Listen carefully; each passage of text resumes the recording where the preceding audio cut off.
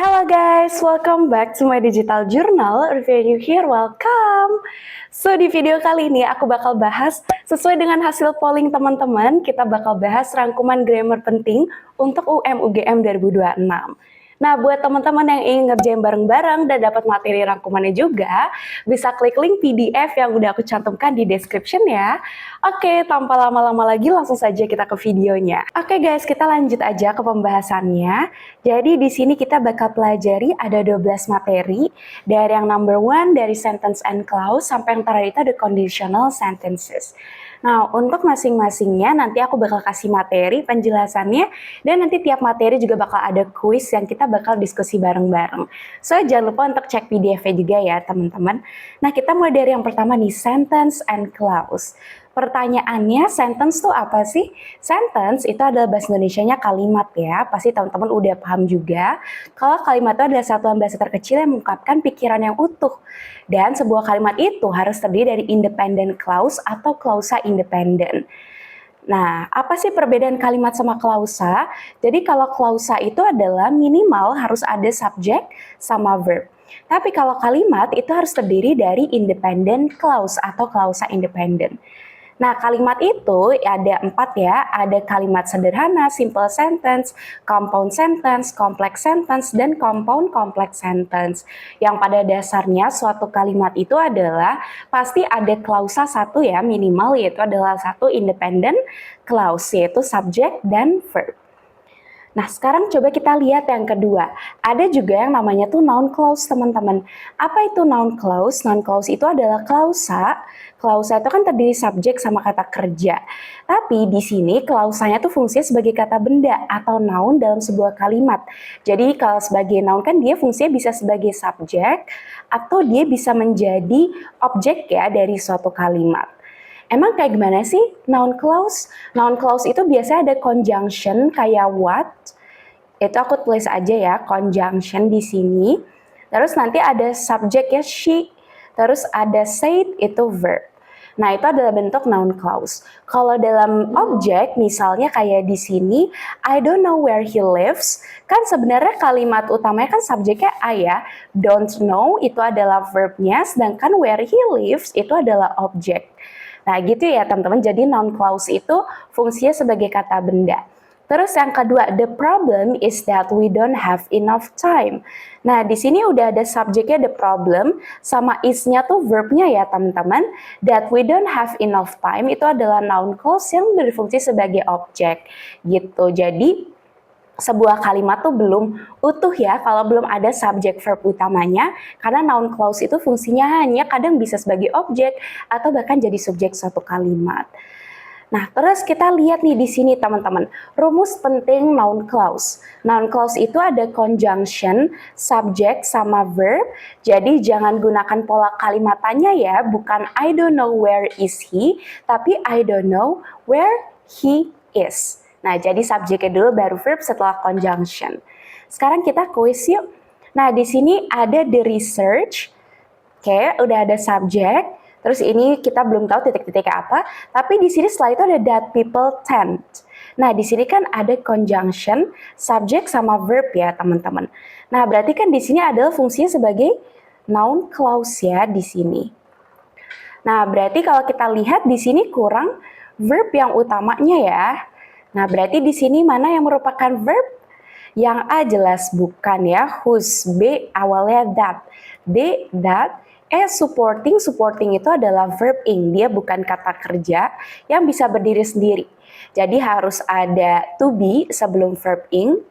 Jadi harusnya jawabannya adalah C, supports previous evidence. Nah, supports itu adalah kata kerja ya teman-teman. Jadi udah pasti jawabannya adalah yang C. Sekarang let's go to number 2.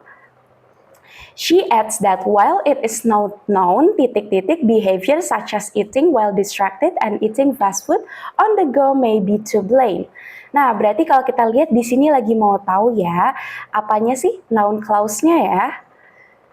Karena kita lihat udah ada she, subjek, terus ada verb, terus udah ada that di sini. Terus that-nya di sini udah ada subjek baru, verb baru, it-nya subjek, verbnya is. Berarti kita mau tahu objeknya dari hal yang tidak diketahui.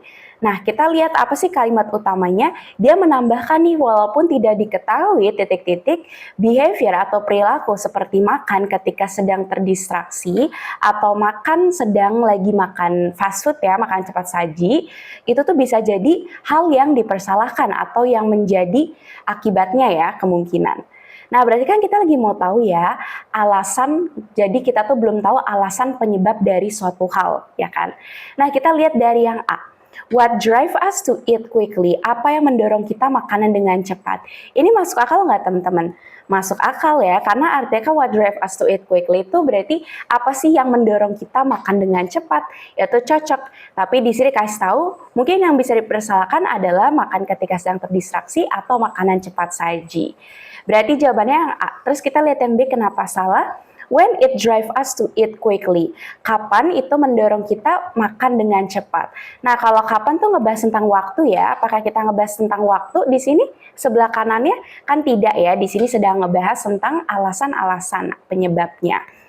Yang C, that drive us to eat quickly gitu. Yang mendorong kita makan dengan cepat. Nah, kalau di sini tuh karena pakai that berarti udah pasti. Sedangkan kalau di sini kan kalimatnya tuh it is not known ya, artinya masih belum diketahui. Jadi tentunya harusnya conjunctionnya pakai what, bukan that. Terus yang D, how it drive us to eat quickly, bagaimana itu mendorong kita makan dengan cepat. Nah, kita lagi nggak ngebahas proses tuh. Kalau misalnya bagaimana mendorong kita makan dengan cepat kan pasti dikasih tahu tuh prosesnya, misalnya ada pencernaannya tuh sistemnya seperti apa dan sebagainya. Sama yang E juga, how drive us to eat quickly gitu. Itu juga ngebahas proses ya kalau how. Jadi kesimpulannya jawabannya adalah yang A. Oke, sekarang kita lihat untuk next question. Masih sama noun clause, the manager is trying to figure out titik-titik despite the recent decrease in production cost. Masih ingat nggak tadi kalau noun clause itu strukturnya gimana? Nah, strukturnya itu adalah harus conjunction, subject, baru verb. Sekarang kita lihat dari A. Dia subject verb nggak setelah conjunction? Salah ya, karena di sini adalah thus, itu adalah verb. The company adalah subjek, jadi kebalik gak sesuai dengan yang hal berikut di sini. Yang B, why the company loses the money? Oke, urutannya betul nih. The company subject loses a verb. Ini mungkin jawabannya kita lihat dulu yang C. Why is the company losing money? Ini jelas salah karena is-nya dulu ya. Dia itu kan berarti kalau is dulu kan verb-nya dulu tuh ya teman-teman. Berarti ini jelas salah. The company subject. That the company loses money. Nah, di sini jawabannya company subject loses itu adalah verb. Nah, berarti kan masih sejalan ya. Kita coba lingkari dulu. When does the company lose money? Ini salah karena does dulu verb, the company subject. Berarti kita lihat nih kalimatnya. Maknanya apa? Manajer ini masih mencoba mencari tahu, figure out. Berarti kan belum pasti tuh. Nah, kalau that itu tuh kayak udah pasti. Berarti jawabannya adalah harusnya yang masih mempertanyakan ya, why, trying to figure out why the company loses money. Jadi jawabannya adalah yang B.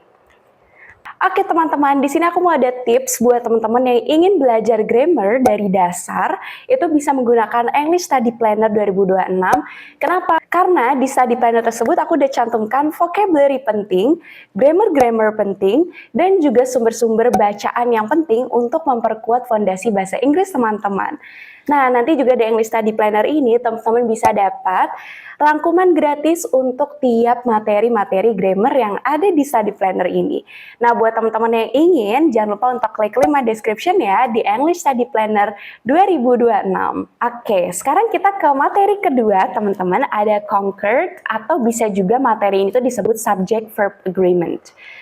Apa sih conquer subject verb agreement? Prinsip sederhananya kalau di bahasa Inggris kalau subjeknya singular, maka verbnya juga harus singular.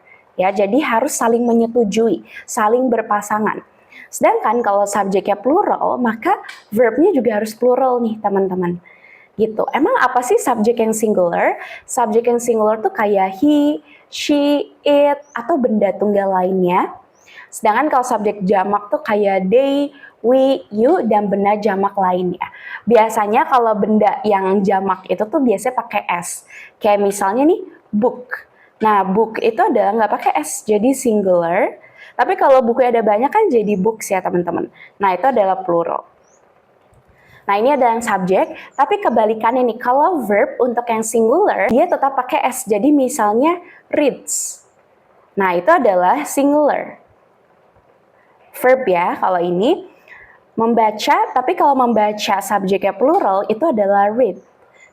Gitu. Jadi kebalikan kalau misalnya S singular itu adalah ada di verbnya, sedangkan kalau subjeknya yang plural itu S-nya ada di subjek bukan di verbnya. Oke. Nah, ini rangkuman penting teman-teman ya. Jadi yang pertama, aturan dasar yang teman-teman ketahui, kalau subjek berakhiran S, maka verbnya juga harus plural tanpa S, atau are, were, sama have. Ini adalah contoh-contoh verb yang lainnya ya. Contoh kayak the planets rotate on its axis. Nah, planets itu plural tuh. Terus berarti rotate-nya adalah verbnya, nggak usah pakai S ya. Jadi rotate. Beda halnya kalau yang kedua, oke, ini typo ya, harusnya bukan pakai S, harusnya the planet. Nah, itu kan subjeknya singular. Berarti verbnya adalah yang singular pakai S, jadi rotates around the sun. Gitu, itu aturan dasarnya. Sekarang kita lihat yang kedua nih, kadang ada yang subjek tuh dia kurang jelas gitu. Dia subjeknya panjang banget, kita sampai bingung. Sebenarnya subjeknya mana sih di kalimat ini? Nah, misalnya seperti subjek yang punya prepositional phrase. Jadi subjeknya itu ada of, in, on, sama with. Contoh kayak the sounds of the waves, the keys to the laboratory. Nah, subjek itu yang mana sih? Subjeknya adalah teman-teman yang sebelum prepositionnya. Jadi kalau di sini itu kan prepositionnya ada of ya. Berarti subjeknya adalah yang the sound. The sound subjeknya singular apa plural? Nah, singular. Jadi udah pasti dia pakai yang is verbnya gitu. Sedangkan kalau kita lihat yang kedua, prepositionnya kan ada to ya. Berarti subjeknya ada sebelum to, yaitu ada the keys. The keys itu singular atau plural? Plural ya, karena dia pakai S akhirannya, jadi verbnya pakai yang are gitu. Nah, itu kan saya menyetujui. Jadi jangan lupa subjek utama ada sebelum preposition. Sekarang yang ketiga nih teman-teman, ada indefinite pronoun. Indefinite pronoun itu selalu tunggal atau singular. Jadi kata yang berakhiran body, one, thing selalu dianggap tunggal. Emang kayak gimana sih? Nah, ini catatan pentingnya nih teman-teman, yang berakhiran body itu kayak everybody, setiap orang, somebody, seseorang, anybody, nobody, atau everyone, someone, anyone, no one, itu yang berakhiran one. Terus ada juga yang berakhiran thing nih teman-teman, kayak everything, something, anything, sama nothing. Terus ada each sama another, itu juga singular. Either sama neither, atau bisa juga disebut either sama neither, itu dianggap tunggal ya jika berdiri sendiri, atau kalau misalnya diikuti oleh of the, itu mereka dianggap singular. Nah, sekarang kita balik lagi ke sini. Karena mereka selalu dianggap singular, berarti kalau everything needs itu benar nggak? Benar, dia pakai verb yang ada S-nya karena singular. Terus yang kedua, someone has forgotten their umbrella in the hallway. Itu betul, karena has itu adalah verb untuk singular. Gitu. Sekarang kita lihat yang number 4. Uncountable noun adalah selalu singular. Ada yang tahu nggak uncountable noun itu apa? Nah, jadi uncountable noun itu adalah benda yang nggak bisa dihitung. Misalnya kayak apa sih? Ide abstrak. Kan kalau abstrak sama ide kan nggak bisa dihitung ya teman-teman. Kayak information, evidence, bukti, advice, saran, knowledge, pengetahuan, peace, kedamaian. Nah, itu kan ide-ide abstrak ya. Nah, itu nggak bisa dihitung, jadi selalu singular. Terus ilmu atau bidang kayak misalnya science, physics, mathematics, economics, chemistry, engineering, itu selalu singular. Terus yang berupa cairan atau gas kayak water kan cairan ya, terus air, udara. Terus bahan atau massa seperti equipment, peralatan, hardware, perangkat keras, plastik, itu semua dianggap singular. Alam atau fenomena kayak gravity, weather, itu juga singular. Sama nih teman-teman, terakhir kumpulan grup seperti furniture, luggage, baggage, jewelry, itu selalu dianggap singular. Gitu. Oke, sekarang kita balik lagi ke sini.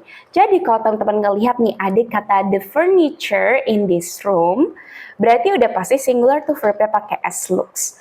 Fresh water is essential for all living things. Water kan cairan ya, dia berarti masuk pakai singular jadi pakai is. Oke, ada lagi nih aturannya yang number 5.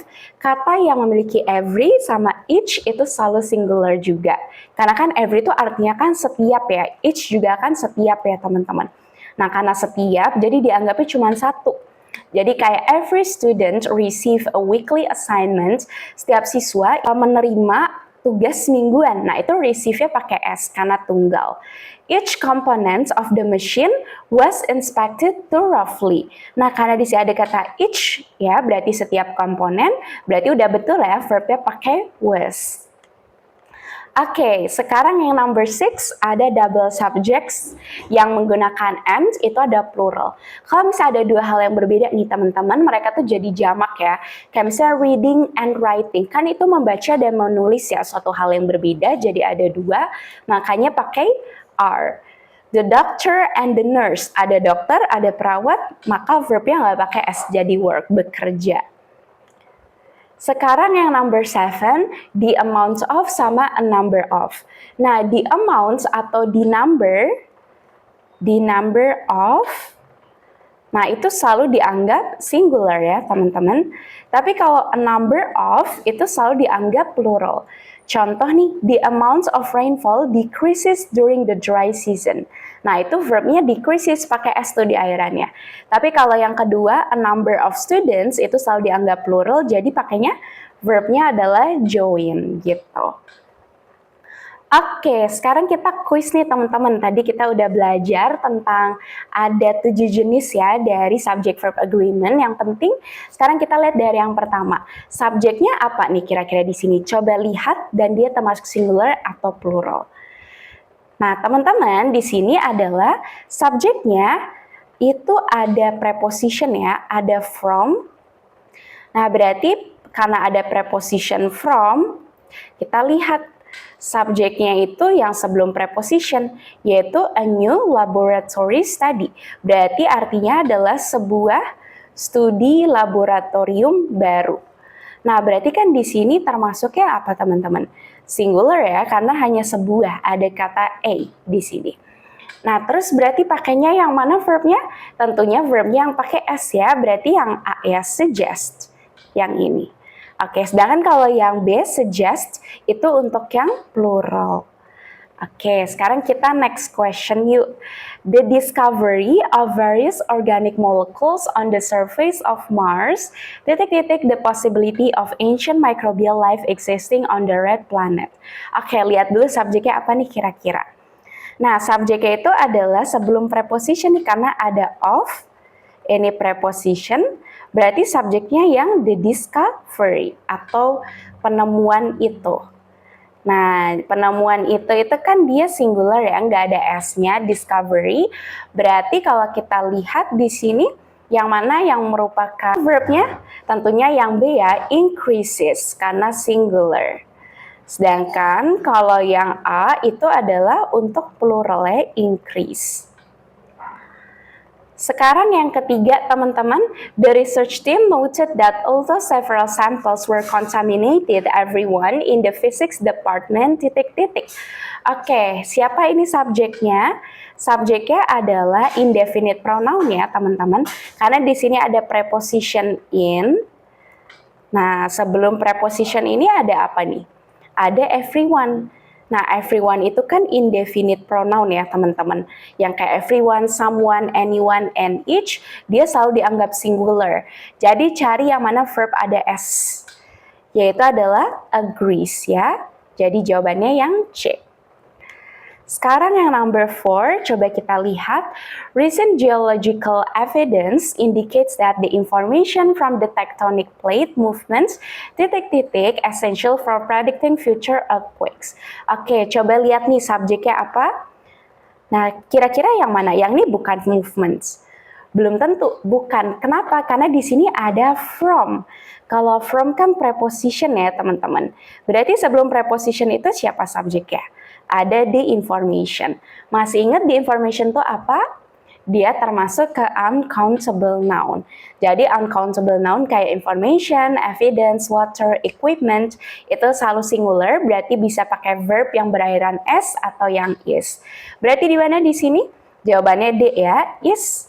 Karena kalau are itu untuk plural, were juga plural ya teman-teman, jadi jawabannya adalah yang D. Sekarang yang 5, every astronaut and ground control technician extensive psychological screening before participating in a long-term space mission. Oke, subjeknya di sini apa? Nah, subjeknya ini adalah jangan terkecoh ya teman-teman, ada and, bukan berarti dia plural. Tapi karena di sini ada every, berarti kan setiap astronot dan setiap teknisi kontrol ground ya, atau kontrol tanah, itu kan berarti pakai every. Every atau each plus subject itu selalu singular. Berarti mana yang verb pakai s? Yang E ya, undergoes gitu. Kalau undergo itu adalah plural. Oke, sekarang number 6, kita lihat ada the excessive use of chemical fertilizers and the lack of crop rotation. Nah, berarti kalau kita lihat di sini ada dua subjek nih teman-teman. Pertama kan yang ini ya, ada kurangnya rotasi crop. Adanya the lack of crop rotation. Terus yang kedua, disambung dengan and, itu ada the excessive use of chemical fertilizer ya. Berarti the excessive use sama the lack itu adalah subjeknya. Berarti di sini ada subjeknya dua, the fertilizer sama ada the lack, itu artinya pakai yang mana? Pakai yang tanpa s ya, yang contribute gitu. Kalau a itu yang singular. Oke, sekarang kita lihat yang number 7, the amount of microplastic found in the world's oceans, Oke, verbnya apa di sini? Ada the amount ya, berarti kalau the amount tadi dia selalu apa? Selalu singular ya, jadi jawabannya adalah yang C, rises. Oke, sekarang kita ke materi yang ketiga. Di sini ada derivative and word order. Apa sih derivative sama word order? Jadi itu adalah jenis-jenis kata ya teman-teman yang ada di bahasa Inggris. Kita mulai dari yang pertama nih, noun, kata benda. Noun itu fungsinya sebagai subjek atau objek, dan ciri mudah kita menghafal noun itu tuh ada akhiran-akhiran tertentu. Kayak akhirannya tion, meant, nest, iti, ants, ist, sama ship itu seringkali merupakan noun. Kayak ini kan berakhiran ment nih, development, ness, happiness, t, activity, tist, scientist gitu. Jadi aku saran kepada teman-teman untuk coba buat tabel yang berisi dengan noun-noun yang berakhiran seperti itu ya, buat menghafal lebih mudah. Nah, kalau noun itu biasanya diletakkan setelah kata sifat atau setelah artikel a, an, sama the. Contoh, the decision was final. Keputusannya final, decision itu noun. The final decision, finalnya itu adalah kata sifat ya, adjective, sedangkan decisionnya itu adalah noun gitu. Terus yang kedua, kata kerja nih atau verb ya. Nah, kata kerja itu menunjukkan tindakan atau keadaan. Tadi kan kita udah sering banget ya menyebutkan kata kerja. Jadi tentunya subjek itu diiringi dengan kata kerja. Biasanya akhiran verb tuh kayak ease, modernize, atau and, sharpen, ate, activate, ify, classify. Nanti teman-teman juga jangan lupa untuk buat tabelnya. Lalu untuk peletakan verb itu setelah subjek, misalnya the government modernize the public transport system. Sedangkan kalau misalnya setelah model itu juga bisa kayak can, will, must. They will simplify the process. Nah, simplify itu kata kerja dari they will simplify the process. Sekarang yang ketiga, adjective kata sifat. Tadi kan udah ketemu ya, kalau adjective fungsinya tuh untuk menjelaskan noun, kata benda, biasanya akhirannya kayak full, beautiful, less, careless, if, kreatif, able, comfortable, dangerous, ik, misalnya apa tuh yang akhiran ik tuh kayak terrific, mengerikan, atau misalnya akhiran al, global. Nah, Itu ya teman-teman, jadi adjective itu ada ciri-ciri tertentu biasa berdasarkan ini. Kenapa aku menulis akhiran seperti ini? Karena biasanya di soal-soal ujian mandiri UM/UGM, itu kita harus mengisi nih, kira-kira sebelum noun ini harus dikasih isi kata sifat apa. Nah, kalau teman-teman lihat opsinya, udah ada kata-kata yang akhiran seperti itu adalah kemungkinan besar adalah adjektifnya. Jadi, adjective kan tadi sebelum noun ya, atau setelah to be. Jadi, kalau misalnya a creative student, student itu noun, nah kreatifnya adalah adjective. She is intelligent, is itu adalah to be ya. Sekarang yang keempat, adverb atau kata keterangan. Ini gampang nih karena adverb itu tuh berakhirannya tuh sebagian besar berakhiran li. Kayak quickly, beautifully, extremely, carefully berfungsi untuk menjelaskan verb, adjektif atau seluruh kalimat. Biasanya tuh dia posisinya di akhir kalimat atau sebelum adjektif ya. Contoh, he runs quickly, dia berlari dengan cepat. An extremely expensive car, nah ini sebelum kata sifat ya. Baru car-nya adalah noun. Extremely-nya adalah adverb gitu. Nah, ini ada beberapa rumus penting yang teman-teman harus catat nih, karena seringkali soal-soal ujian mandiri UM/UGM itu mengambil rumus-rumus ini. Jadi, kalau misalnya ada preposition atau ada noun juga, itu adalah untuk menunjukkan hubungan spesifik atau bagian dari sesuatu. Jadi harus noun dulu, preposition, baru noun. Contoh, the impact of these technologies is huge. Dampak dari teknologi ini adalah besar. Jadi of itu tuh sebagai dari ya, artinya di sini antara yang sebelah kiri kata benda, yang sebelah kanannya kata benda gitu. Terus yang kedua, jangan lupa adjective selalu diletakkan sebelum noun ya. Jadi pola ini adalah untuk menjelaskan sifat atau ciri khas dari sebuah benda. Gampangnya gini ya teman-teman, kalau di bahasa Indonesia kan kopi panas ya. Jadi kata benda dulu baru kata sifat. Tapi kalau bahasa Inggris itu jadi hot coffee.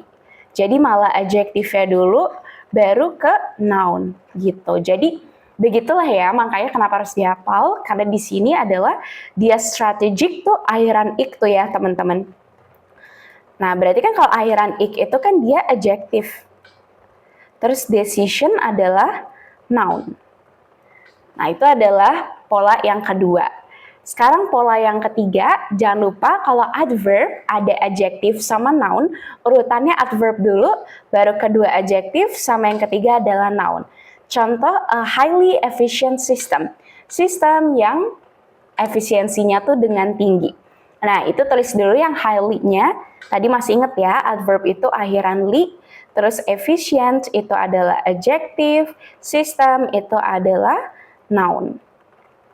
Oke, sekarang kita lihat yang number 4. Ada juga soal-soal yang menunjukkan ada possession, kepemilikan. Jadi kalau menunjukkan kepemilikan itu adalah teman-teman tuh harus orang yang memiliki itu pakai apostrof S. Kayak misalnya the student's book. Kan itu ada apostrof sama S-nya ya. Terus contohnya kayak channel aku kan Davina's Journal. Berarti kan jurnalnya Davina. Nah, itu untuk menunjukkan kepemilikan jadi harus pakai apostrof. Tapi kalau kepemilikan benda mati itu adalah lebih umum menggunakan of. Misalnya contoh adalah kaki dari meja tersebut. Bukan table's leg, ya, itu nggak umum. Tapi harusnya adalah the leg of the table gitu.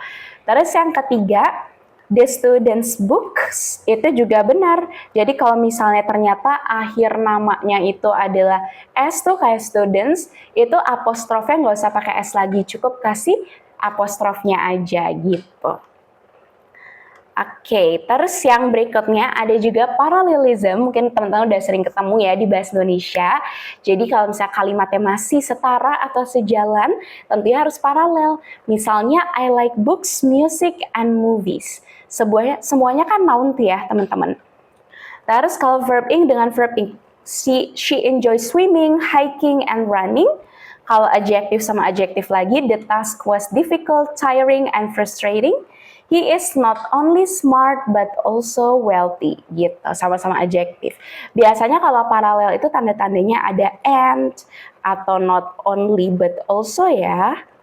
Nah, itu berarti jenis katanya harus sama, harus setara. Oke, sekarang kita quiz yuk, kita coba test your knowledge. Di sini ada the titik-titik of the environment depends heavily on how we manage our natural resources today. Berarti kan titik-titik dari lingkungan. Nah, masih ingat nggak tadi kalau ada of, terus environment kan kata benda ya? Adalah kalau ada of yang menunjukkan dari, itu harus noun sama noun. Nah, sekarang kita lihat dari A, B, C, D, E. Mana yang merupakan noun di sini? Nah, berarti kita lihat, oke, yang A itu ada jawaban yang tepat karena ada akhiran tion. Karena berakhiran tion, dia termasuk ke noun ya, teman-teman. Yang D juga sama, protection, itu noun juga karena berakhiran tion ya, jadi jawabannya A sama D. Kalau protectively, masih ingat ya, kalau akhiran li itu dia selalu adverb. Protective berakhiran if berarti dia masuk ke adjective. Protector itu adalah noun, tapi nggak nyambung ya, karena di sini adalah pelindung dari lingkungan bergantung terhadap bagaimana kita mengelola sumber daya alam hari ini. Nah kan harusnya perlindungan ya, bukan pelindung yang cocok. Sekarang kita lihat yang kedua, to stay ahead in the market, every company needs a management strategy that can adapt to rapid change. Oke, berarti kalau kita lihat setelah titik-titik ini ada apa? Ada manajemen ya. Nah, berarti manajemen itu teman-teman masih ingat nggak dia apa? Nah, karena akhirannya ment, dia termasuk ke noun, kata benda. Nah, sebelum noun itu kan harus ada adjektif, kata sifat. Mana yang merupakan adjektif? Create, bukan dia akhiran it, kata kerja. Creation, tion, itu artinya masuk ke noun. Creative, nah ini berakhiran if berarti jawabannya ya, karena adjektif. Sekarang kita lihat kenapa yang lain salah. Creatively itu adalah adverb. Jangan lupa yang berakhiran li. Creativeness, ingat ya, yang kayak happiness, sadness, creativeness, itu masuk ke noun karena akhiran-ness gitu. Berarti jawabannya adalah yang C. Sekarang yang number 3, kita lihat setelah titik-titiknya ada impressive presentation. Nah, kita lihat nih di sini ada tion akhirannya. Berarti kalau akhiran tion itu udah jelas masuk ke noun. Impressive itu akhirannya ada if, berarti masuknya kemana? Ke adjektif. Nah, tadi masih ingat nggak kalau ada adjektif sama noun itu pasti sebelumnya ada apa? Biasanya ada adverb. Ya, karena adverb itu untuk menunjukkan intensitas dari kata sifat tersebut. Nah, berarti di sini mana yang merupakan adverb? Adverb itu berakhiran li, visually ya. A visually impressive presentation berarti presentasi yang secara penampilan itu adalah luar biasa impresif. Visual, visual akhiran al tadi itu adalah adjective. Visualize akhiran iz itu kayak modernize, tadi itu adalah kata kerja akhiran iz. Ini akhiran al. Visualization akhiran tion. Tion itu jangan lupa selalu noun. Visualizing, nah visualizing itu masuk adjektif ya, karena adjektif juga ada yang akhirannya ing ya teman-teman. Tergantung, bisa juga dia masuk ke gerund. Berarti jawabannya adalah yang C teman-teman. Next question, and the latest report titik-titik was criticized because it lacks sufficient. Nah berarti kan ada verb ya, ada subjek, dan subjek ini tuh di sini menunjukkan kepemilikan. Berarti kesimpulan dari researcher. Researcher itu berarti orang atau benda mati, teman-teman. Nah, dia adalah orang, makhluk hidup. Berarti kalau orang, kepemilikannya itu harus pakai apostrof yang ada S-nya ya, teman-teman. Jadi researchers. Mana yang merupakan itu jawabannya? Antara yang A sama yang C ya, yang lain atau yang E. Nah, kita yang lain eliminasi dulu tuh, karena kita nggak pakai of the. Nah, tinggal kita lihat nih mana the researcher's conclusion, kesimpulan sang peneliti tersebut ini adalah benar. Kalau yang C, kenapa salah? Karena dia ada S-nya nih, researchers. Harusnya kalau udah ada S-nya di sini menunjukkan kan dia ada banyak ya penelitinya.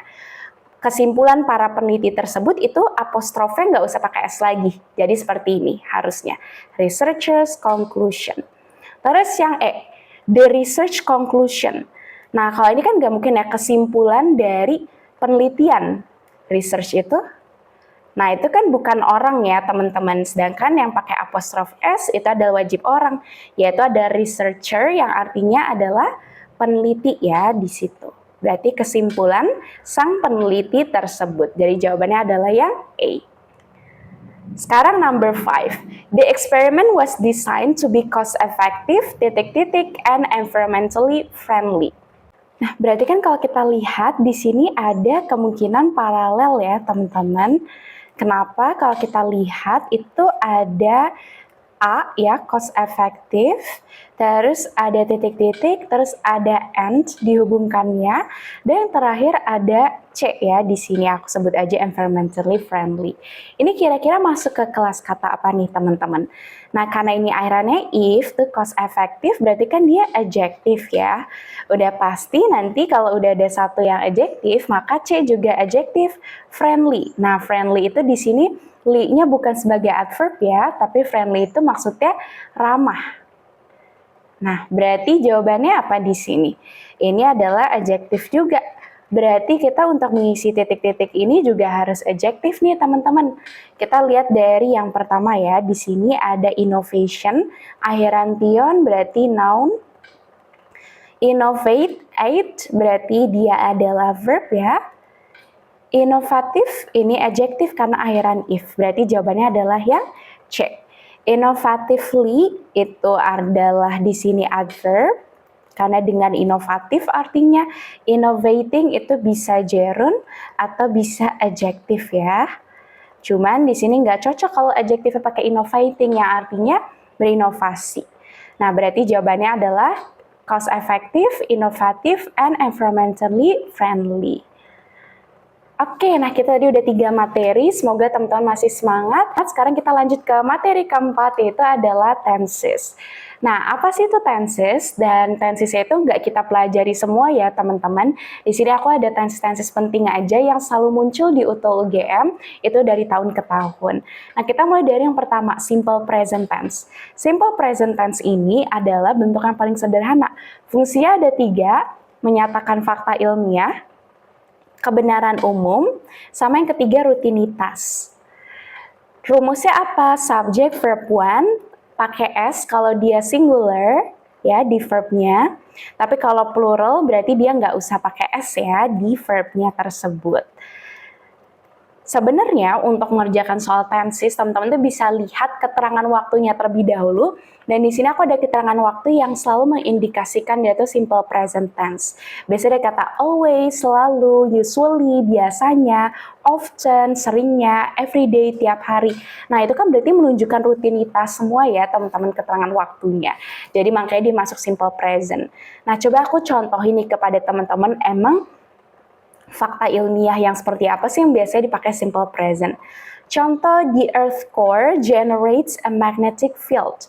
Kan di inti bumi itu bisa membuat medan magnet.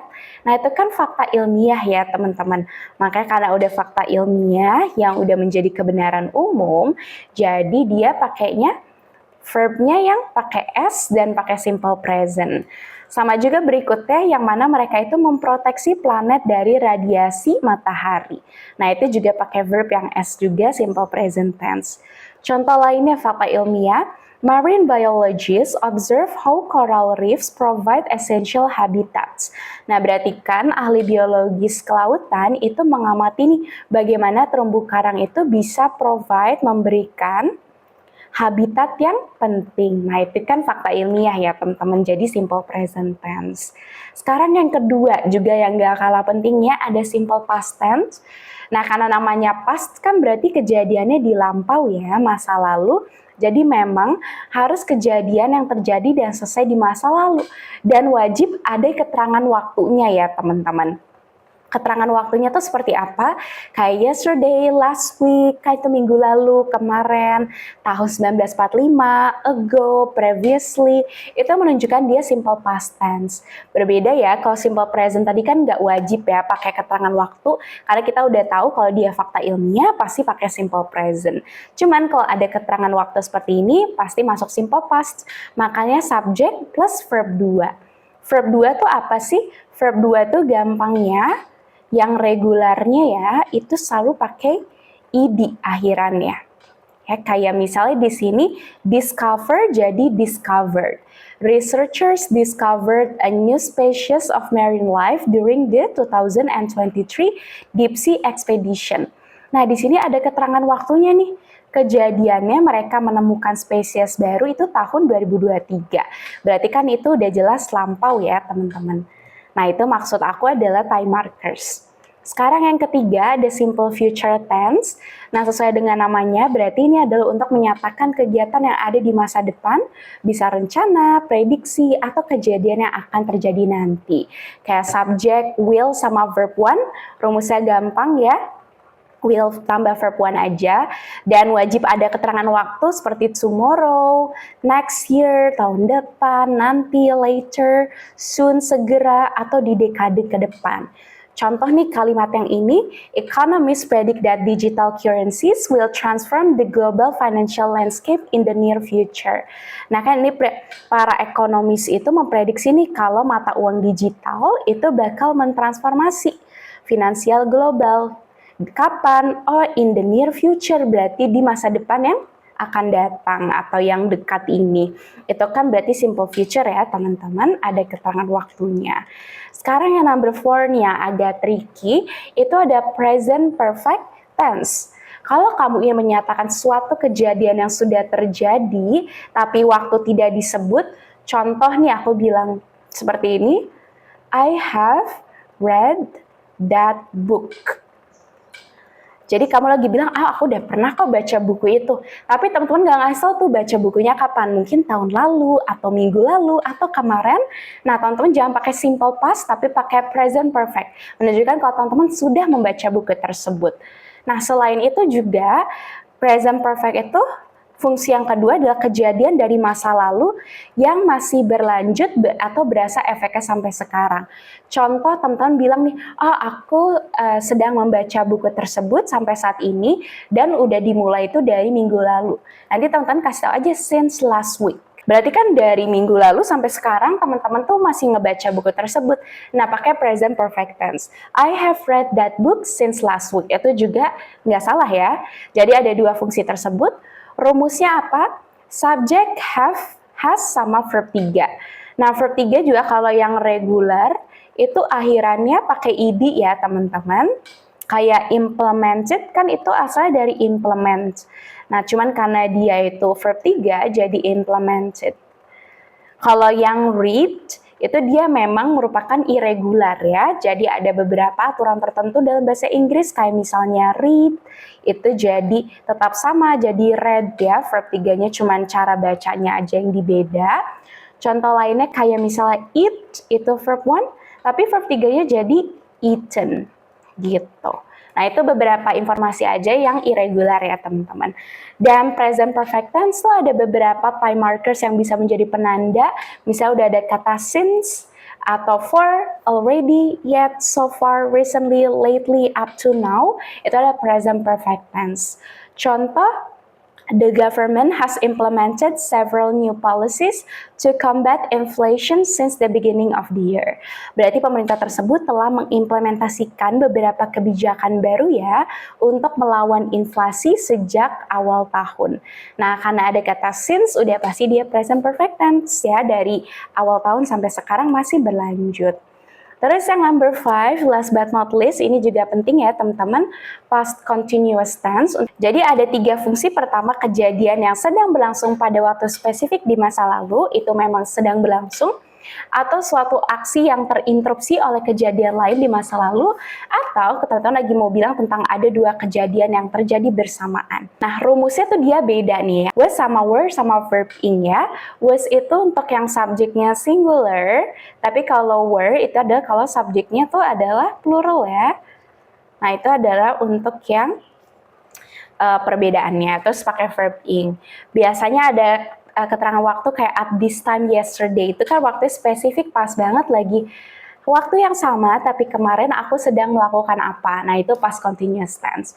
When itu untuk menunjukkan ada aksi yang terinterupsi dengan aksi lain di masa lampau? Kalau while itu biasanya ada dua kejadian yang terjadi bersamaan. Yuk kita coba lihat contohnya kalau aksi spesifik. The government was implementing several new policies at this time last year. Nah, itu adalah pakai present continuous karena at this time last year menunjukkan dia sedang melakukan apa nih waktu itu di tahun lalu.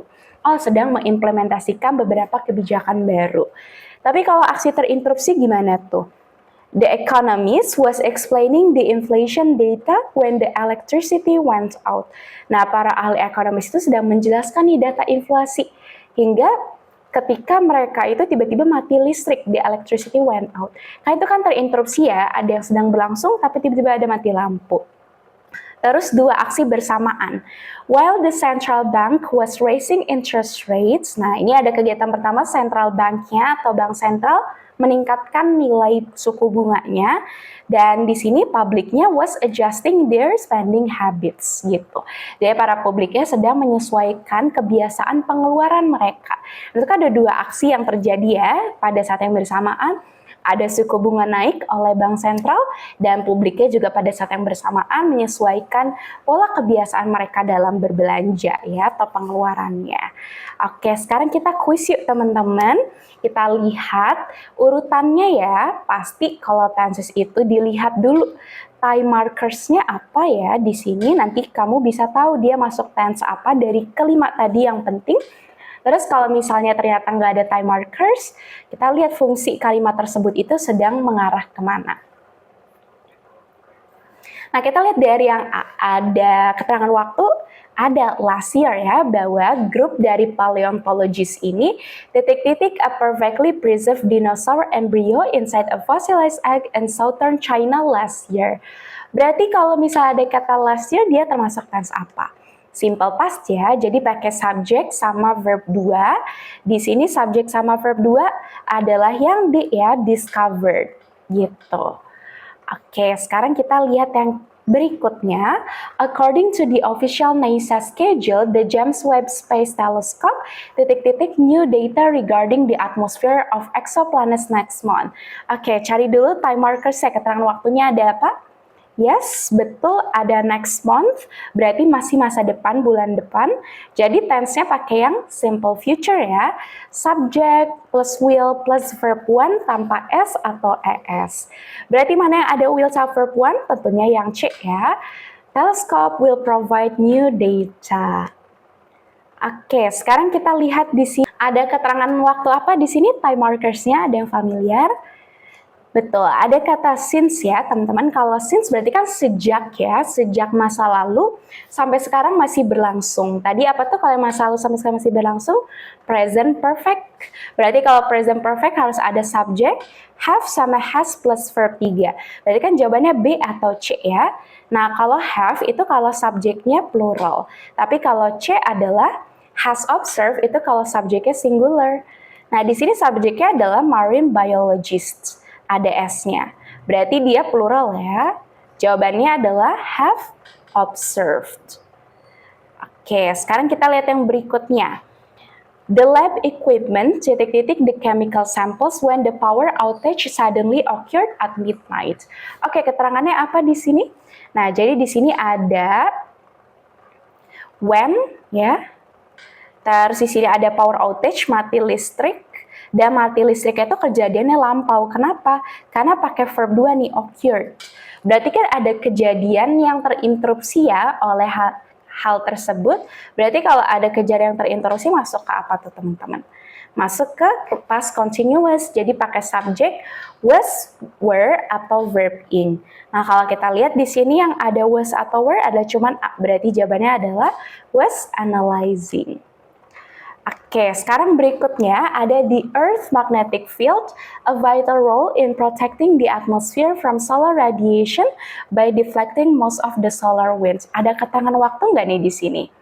Nggak ada ya teman-teman, berarti kita lihat cara yang kedua fungsinya. Kita pahami dulu makna soalnya kan di sini ada medan magnet dari bumi ya. Titik-titik peran penting untuk melindungi atmosfer dari radiasi matahari. Nah, berarti kan itu merupakan fakta ilmiah ya yang sudah menjadi fakta umum. Berarti kalau fakta ilmiah pakai apa? pakai simple present gitu. Jadi di sini pakai subject, verb one yang pakai S ataupun tidak. Nah, di sini yang verb one dari A, B, C, D, E kan cuman yang E ya, berarti udah pasti jawabannya yang place. The Earth magnetic field plays a vital role in protecting the atmosphere. Kalau teman-teman bingung nih ada contoh lain, emang fakta ilmiah yang selalu benar tuh kayak gimana sih? Contoh kayak the sun rises in the east. Itu pakai simple present karena udah pasti kalau matahari tuh mereka terbitnya di mana? Sebelah timur gitu. Berarti rises-nya adalah verb one pakai S. Itu dianggap general truth atau fakta ilmiah. Oke teman-teman, sekarang kita lanjut ke materi berikutnya. Di sini kalau teman-teman masih belum paham ya dengan tense, aku saranin coba tonton lagi ya bagian yang sebelumnya sama kerjaan latihan soalnya lagi. Dan kalau teman-teman udah paham, nanti kita lanjut ke passive voice nih. Karena passive voice itu tuh merupakan cabang lebih lanjut ya dari tense yang tadi kita pelajari, tapi bentuk pasifnya. Jadi kan kalau tadi kan kita kalimatnya kalimat aktif semua ya teman-teman, si subjeknya melakukan aksi, tapi ada juga kasus-kasus di soal-soal ujian mandiri UGM itu adalah dia pakai tensesnya tuh yang pasif. Jadi ternyata beda-beda nanti rumusnya tiap tense. Tapi cara mudah ngapalinnya ya teman-teman itu adalah semua yang pasif itu selalu rumusnya to be sama verb 3. Jadi verb 3 itu selalu sama, tapi to be-nya nanti berubah-ubah tiap tense. Sekarang coba kita lihat dari yang pertama. Kalau simple present passive itu adalah jadi is, am, sama are, sama verb 3. Nah, itu to be-nya is, am, are. Kapan pakai is? Jangan lupa ya, is itu singular, are itu ada selalu plural, sedangkan kalau am itu cuma untuk I aja ya, subjeknya cuma satu. Contoh kayak misalnya, in many tropical regions, coffee beans are harvested by hand to ensure the highest quality. Nah, itu kan berarti biji-biji kopi itu dipanen ya oleh tangan supaya memastikan kualitas yang tinggi. Nah, itu kan pasif tuh teman-teman, maknanya bukan memanen tapi jadi dipanen. Itu adalah simple present passive. Sekarang yang kedua. Sama lagi, simple past passive juga to be sama verb 3. Cuman to be-nya aja yang ganti. Jadi, was atau were. Was itu adalah untuk kalau subjeknya singular. Sedangkan kalau were itu adalah kalau subjeknya plural ya. Contoh berarti di sini, the ancient temple was discovered by a group archaeologists in the early 19th century. Kalau kita lihat di sini ada temple kuno ya, ancient itu, yang ditemukan oleh kelompok arkeologis pada awal abad ke-19. Nah itu kan was discovered, jadi artinya bukan menemukan tapi ditemukan. Sekarang yang ketiga, simple future passive, to be-nya di sini ganti jadi will be. Verb 3. Coba kita lihat, economic experts predict that new tax regulations will be implemented by the government next year. Tuh ahli ekonomi itu memprediksi nih kalau peraturan pajak baru bakal diimplementasikan tuh bisa juga artinya dilaksanakan ya oleh pemerintah tahun depan. Nah, bentuknya will be. Sekarang yang for, present perfect passive, itu to be-nya dia berubah jadi have, has, pakai been ya. Have itu berarti untuk yang plural, jangan lupa. Sedangkan kalau has itu adalah untuk yang singular ya teman-teman. Terus nanti pakai verb 3 tuh ya, nggak berubah. Contoh kalimatnya, a significant amount of data has been collected to support the theory of global warming. Nah, berarti kan sebuah data yang besar signifikan ya, itu telah dikoleksikan. Nah, dikoleksikan pasif untuk mendukung teori dari pemanasan global, gitu. Terus yang kelima, past continuous passive. Ini juga sama, past continuous itu bentuknya to be-nya itu was sama were plus being. Was udah tahu ya, was singular, kalau were itu plural, being-nya, to be-nya sama verb 3.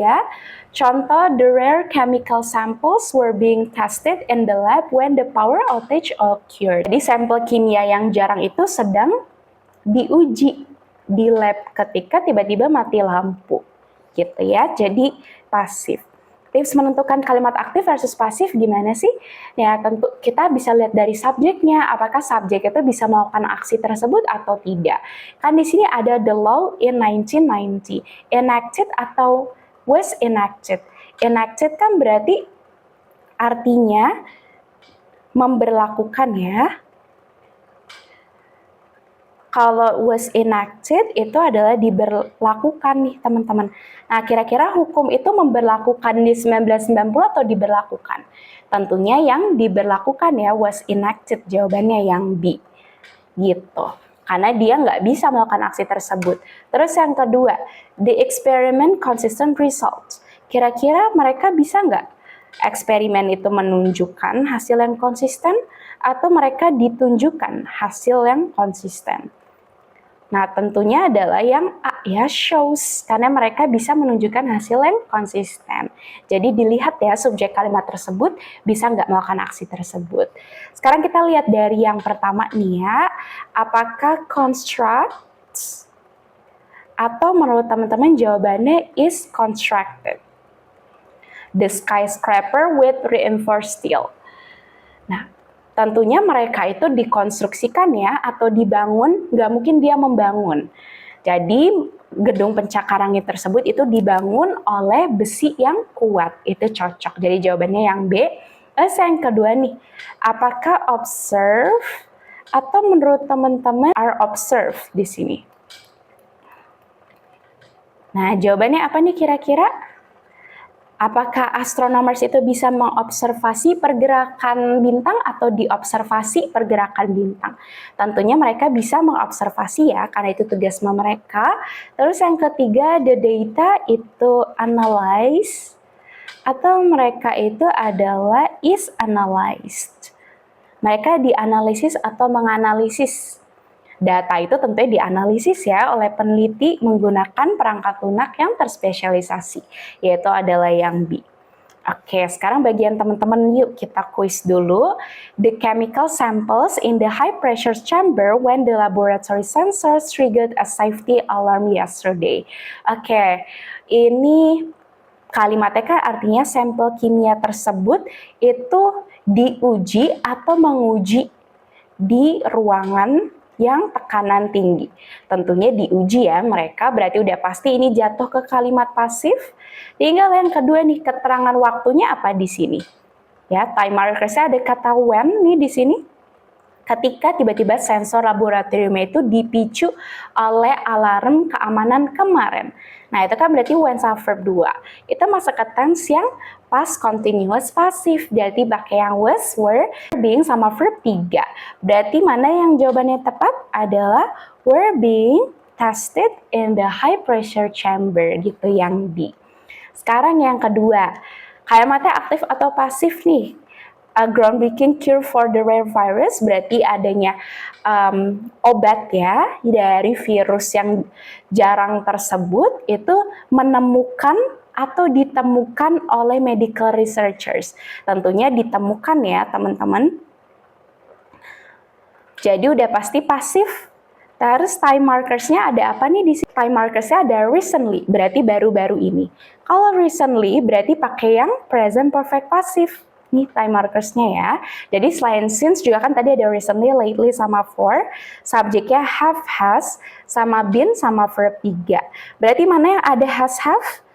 A tidak, nah berarti jawabannya B ya. Has been found. Telah ditemukan oleh para peneliti medis. Cocok ya teman-teman.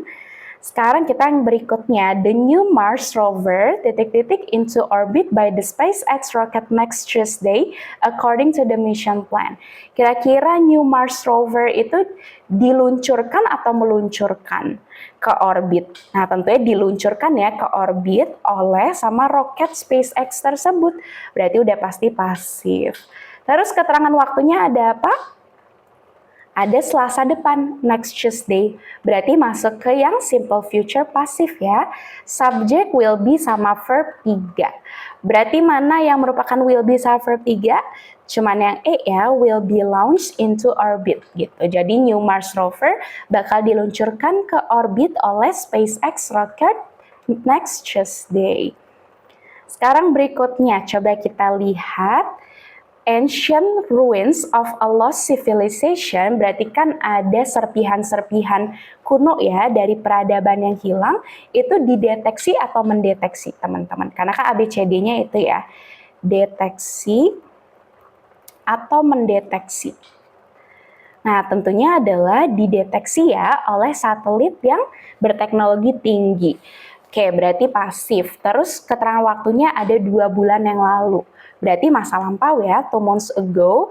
Berarti pakai simple past pasif, pakai yang was were sama verb 3, antara A sama B.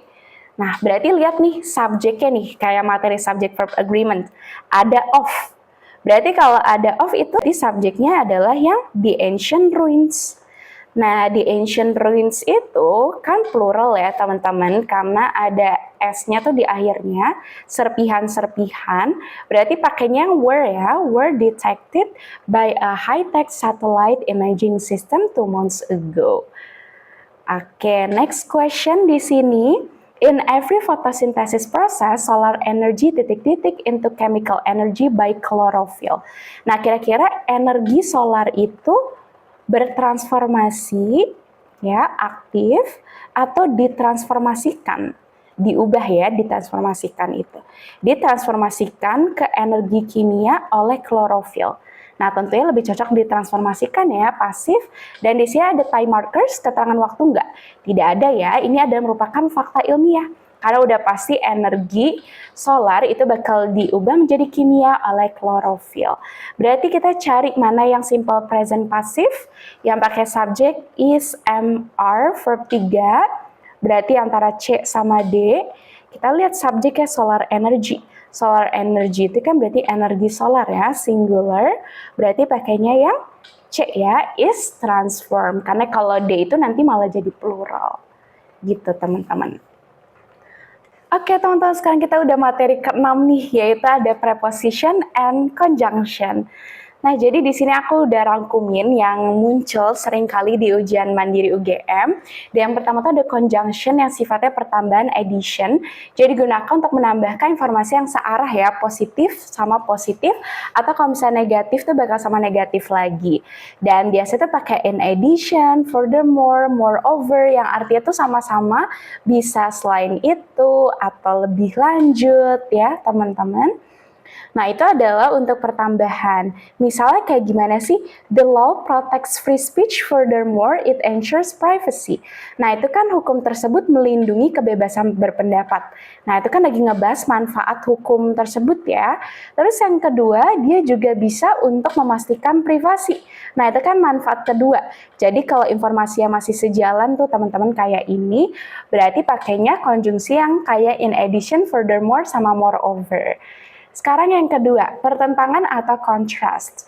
Digunakan jika kalimat kedua memberikan informasi yang berlawanan atau tidak terduga. Misalnya ada however, nevertheless, on the other hand, in contrast, yang artinya sama-sama tetapi, namun, di lain sisi, atau sebaliknya, ya. Itu menunjukkan pertentangan ya. Nah, itu aku tulis aja di sini tetapi, namun, di lain sisi, sama satu lagi sebaliknya ya. Oke, nah itu semua adalah pertentangan atau kontras. Biasanya tuh yang satunya tuh misalnya kiri negatif berarti udah kanan positif. Kalau kiri positif, kanannya negatif. Nah itu nanti dihubungkan oleh konjungsi contrast. Misalnya many expert kan memprediksi nih, economy would collapse during the pandemic. Oke, kita tulis dulu nih, economy collapse katanya. Hancur ya, collapse itu. However, akan tetapi beberapa sektor itu menunjukkan unexpected resilience and growth. Tapi ternyata beberapa sektor itu menunjukkan ketangguhan dan pertumbuhan. Nah, berarti kan di situ ada pertentangan tuh ya, yang satu katanya bilang collapse, tapi ternyata buktinya ada kok beberapa sektor yang tangguh. Nah, itu kan negatif positif ya, makanya dihubungkan oleh pertentangan. Terus yang number 3, ada sebab akibat, yaitu cause and effect atau results. Digunakan jika kalimat kedua adalah hasil, kesimpulan, atau tindakan yang dipicu oleh kalimat pertama. Biasanya pakai therefore, jadi. Thus juga artinya jadi, hence juga sama artinya sebenarnya jadi. Tapi kalau consequently sama as a result tuh artinya alhasil ya, atau akibatnya. Contoh di sini kan local government itu gagal ya untuk maintain the drainage system properly. Jadi di sini itu adalah pemerintahnya tuh kan gagal ya untuk menjaga sistem drainasenya. Nah, berarti kan di sini adalah sebabnya ya, teman-teman. Nah, nanti hasilnya itu adalah kotanya tuh katanya mengalami adanya banjir yang parah. Nah, itu kan berarti udah masuk ke akibat ya. Makanya di sini adalah dihubungkan oleh konjungsi sebab akibat. Jadi begitu ya teman-teman, untuk sebab akibat berarti harus pakai therefore, thus, consequently, as a result, atau hence. Sekarang kita lihat yang number 4, ada juga konjungsi yang sifatnya untuk memberikan contoh atau exemplification. Jadi misalnya kayak ada pakai for example sebagai contoh. For instance juga sama aja kayak for example tapi lebih formal. Such as itu berarti seperti. Contoh misalkan the region is home to several endangered species. Jadi katanya daerah ini tuh menjadi rumah bagi spesies-spesies yang terancam punah ya, endangered species. Nah, nanti kalau mau ngasih tahu contoh pakai for example, kayak di sini kan contohnya endangered spesiesnya kayak harimau Sumatera. Terus yang kedua juga ada rhinoceros dari Jawa. Nah, itu kan berarti merinci ya. Berarti kalau sifatnya merinci pakai for example, for instance, atau such as. Sekarang yang 5, kalau teman-teman ingin restatement atau emphasis, penegasan atau penjelasan ulang. Jadi sebenarnya poinnya sama, tapi kata-katanya lebih sederhana agar lebih jelas. Itu pakai in other words dengan kata lain. That is to say berarti dapat dikatakan atau indeed. Itu berarti pastinya. Contoh kayak the test results were inconclusive. Inconclusive kan berarti nggak ada hasilnya ya. Atau dengan kata lain, in other words, scientist itu tidak bisa menentukan nih apakah obat baru itu efektif atau tidak. Nah, itu kan artinya sebenarnya sama-sama aja ya, kalau tidak ada hasil sama nggak bisa menentukan. Nah, jadi fungsi in other words itu untuk penegasan atau penjelasan ulang. Oke, ini tabelnya teman-teman ya, ini bisa dicatat juga buat teman-teman hafal tanda-tandanya dan apa aja konjungsi yang penting. Terus kita ke yang berikutnya nih teman-teman. Aku udah rangkumin beberapa common mistakes yang kira-kira biasanya sering muncul ya, kesalahan-kesalahan umum yang biasa muncul kalau kita lihat di soal-soal UMUGM. Pertama, among versus between, antara dan di antara. Sebenarnya sama-sama sih artinya di antaranya ya teman-teman. Tapi kuncinya ada di jumlah dan penjelasan entitasnya. Nah, kalau between itu digunakan untuk dua hal yang jelas terpisah. Kayak misalnya the secret is between you and me. Nah, itu kan berarti di antara aku dan kamu. Berarti kan di situ cuma dua orang ya, berarti pakai between. Tapi kalau among itu kalau lebih dari dua, teman-teman. Sesuatu yang sifatnya berkelompok atau massa juga.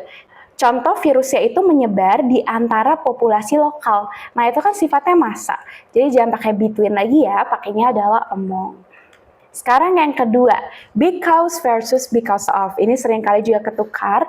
Ini ada perbedaan besar karena kalau because itu conjunction, jadi diikuti oleh subject sama verb. Sedangkan kalau because of tuh dia masuknya ke preposition, jadi sampingnya tuh noun atau noun phrase. Contoh kalau because, we stayed home because it rained. Subject verb tuh it, subject rains verb. Tapi kalau because of di sini we stayed home because of the rain. Itu kan noun ya teman-teman. Nah, jadi itu perbedaan utamanya because conjunction, because of itu ada preposition. Sekarang yang number 3, common mistake lainnya di sini juga ada despite versus in spite of sama although. Sebenarnya artinya sama-sama artinya tuh meskipun di sini. Nah, tapi yang satu adalah preposition, yang satu conjunction. Jadi kalau although, even though, sama though itu conjunction, berarti sama kalau conjunction apa? Subjek sama verb ya. Jadi although it was cold itu adalah betul, he went swimming. Tapi kalau despite atau in spite of itu wajib diikuti noun atau verb ing karena dia adalah preposition. Contoh, despite the cold weather itu adalah noun phrase, frasa benda. He went swimming. Nah, itu adalah tepat ya. Sekarang yang 4, ada juga teman-teman correlative conjunction, kayak di bahasa Indonesia kan ada konjungsi yang selalu berpasangan ya. Kayak both itu selalu sama and, either sama or, neither sama nor, not only sama but also, whether itu sama or. Ini memang harus dihafal karena cuma ada 5 untuk correlative conjunction di bahasa Inggris. Nah, sekarang yuk kita terapkan knowledge kita yang tadi mulai dari conjunction sama common mistakes yang tadi kita udah pelajari. Lihat dulu logikanya apa. Di sini kan ada new telescope, teleskop baru ini bisa mendeteksi cahaya dari early stars in the universe. Jadi dia bisa mendeteksi cahaya dari bintang yang paling awal di alam semesta ini. It can analyze chemical composition of distant exoplanet atmosphere. Mereka bisa menganalisis komposisi kimia dari eksoplanet yang jauh dari atmosfer. Berarti kan di sini ada ngasih tahu dua manfaat dari teleskop itu ya, bisa mendeteksi cahaya sama menganalisis. Masih ingat kalau yang sama-sama ngebahas yang sejalan tuh apa? Nah, berarti pakai menambah informasi yang searah, pakai furthermore ya teman-teman, karena sama-sama ngebahas manfaat teleskop. Ada dua hal, yang pertama ini dan yang kedua hal ini. Berarti jawabannya adalah pasti furthermore ya, karena dia informasi searah, artinya lebih lanjut atau selain itu. Nah, sekarang yang kedua, ada the Arctic region is experiencing rapid ice melt due to rising temperatures. Jadi daerah Arktik itu mengalami adanya percepatan ya dari adanya pelelehan es karena temperatur yang meningkat. Titik-titik beberapa daerah dari Antartik interior itu ada slight increase, malah justru ada peningkatan ketebalan es. Berarti kan ada suatu hal yang nggak sejalan ya. Yang satu meleleh, tapi justru di yang kedua itu, di Antartik interior itu malah nggak meleleh, malah semakin menebal ya di sini, thickness. Berarti kalau gini kan ada informasi yang tidak searah tuh, ada yang pertentangan. Berarti pakai apa? Nah, berarti pakai yang in contrast atau sebaliknya ya teman-teman. Sekarang kita lihat yang ketiga. Ada laboratory results confirm that the bacteria were resistant to standard antibiotics. Jadi bakteria tersebut tuh bisa tahan ya dari antibiotik, bisa bertahan, bisa imun. Terus yang kedua, medical teamnya itu harus katanya di sini harus mengembangkan senyawa kimia yang lebih kuat. Berarti kan di situ ada pendorong ya, akhirnya si medical team itu melakukan pengembangan baru karena akibat yang bakteria tahan. Berarti hubungannya apa tuh? Sebab akibat ya teman-teman. Berarti kalau sebab akibat tuh bisa pakai therefore. Bisa therefore, tadi juga kita udah bahas so ada thus, consequently, dan lain-lain. Sekarang kita lihat berikutnya, ada many animals have evolved unique mechanism to survive in extreme environment. Jadi kan katanya banyak hewan yang telah berevolusi memiliki mekanisme unik nih untuk mereka bisa bertahan di lingkungan ekstrim. Terus tardigrade itu bisa withstand, tahan radiasi dan juga vakum dari luar angkasa. And the vacuum of space berarti ada vakum dari ruangan ya. Berarti kalau kita lihat di sini kan yang ngebahas many animals yang bisa beradaptasi, salah satunya ada tardigrade. Berarti tardigrade kan sebagai contoh ya teman-teman. Jadi extreme animals, for example, tardigrade sebagai contoh spesifik, berarti bisa pakai yang B ya, for example. Tadi selain for example juga kan bisa pakai for instance, atau tadi itu kita mau pakai such as juga bisa ya, jadi jawabannya yang B. Sekarang di eksperimen show a statistically insignificant result. Eksperimennya menunjukkan hasil yang tidak signifikan secara statistik. Tidak ada bukti yang jelas apakah obat baru itu menyebabkan adanya perubahan di pasien. Nah, berarti kan sebenarnya inti kalimatnya sama ya, sama-sama memiliki hasil yang tidak signifikan, ternyata nggak ada dampak ke pasien gitu. Berarti hubungannya apa tuh kalau yang masih sama? Itu adalah in other words ya, jadi insignificant results itu sama aja no clear evidence, penjelasan ulang makna yang sama. Selain in other words kan bisa juga pakai that is to say, atau misalnya tadi tuh indeed ya teman-teman. Nah, berarti jawabannya adalah yang B. Oke, sekarang kita lihat the recent discovery of new deep sea species has caused a great deal of excitement marine biologists worldwide. Berarti kan di sini penemuan baru ya dari spesies yang ada di kedalaman laut telah menyebabkan adanya semangat yang luar biasa tuh. Tentunya di antara para marine biologists yang ada di dunia ini. Nah, ini kan di antara. Berarti di antaranya itu banyak atau cuma dua? Banyak ya, karena di sini marine biologisnya sedunia, masa. Berarti pakainya apa teman-teman kalau banyak? Pakainya adalah among ya, yang C. among marine biologists, kelompok jamak atau banyak orang. Sedangkan kalau between itu sama-sama artinya di antara juga. Tapi harus ada dua aja ya, bukan massa atau bukan kelompok jamak. Sekarang kita lihat di sini. NASA postpone the rocket launch.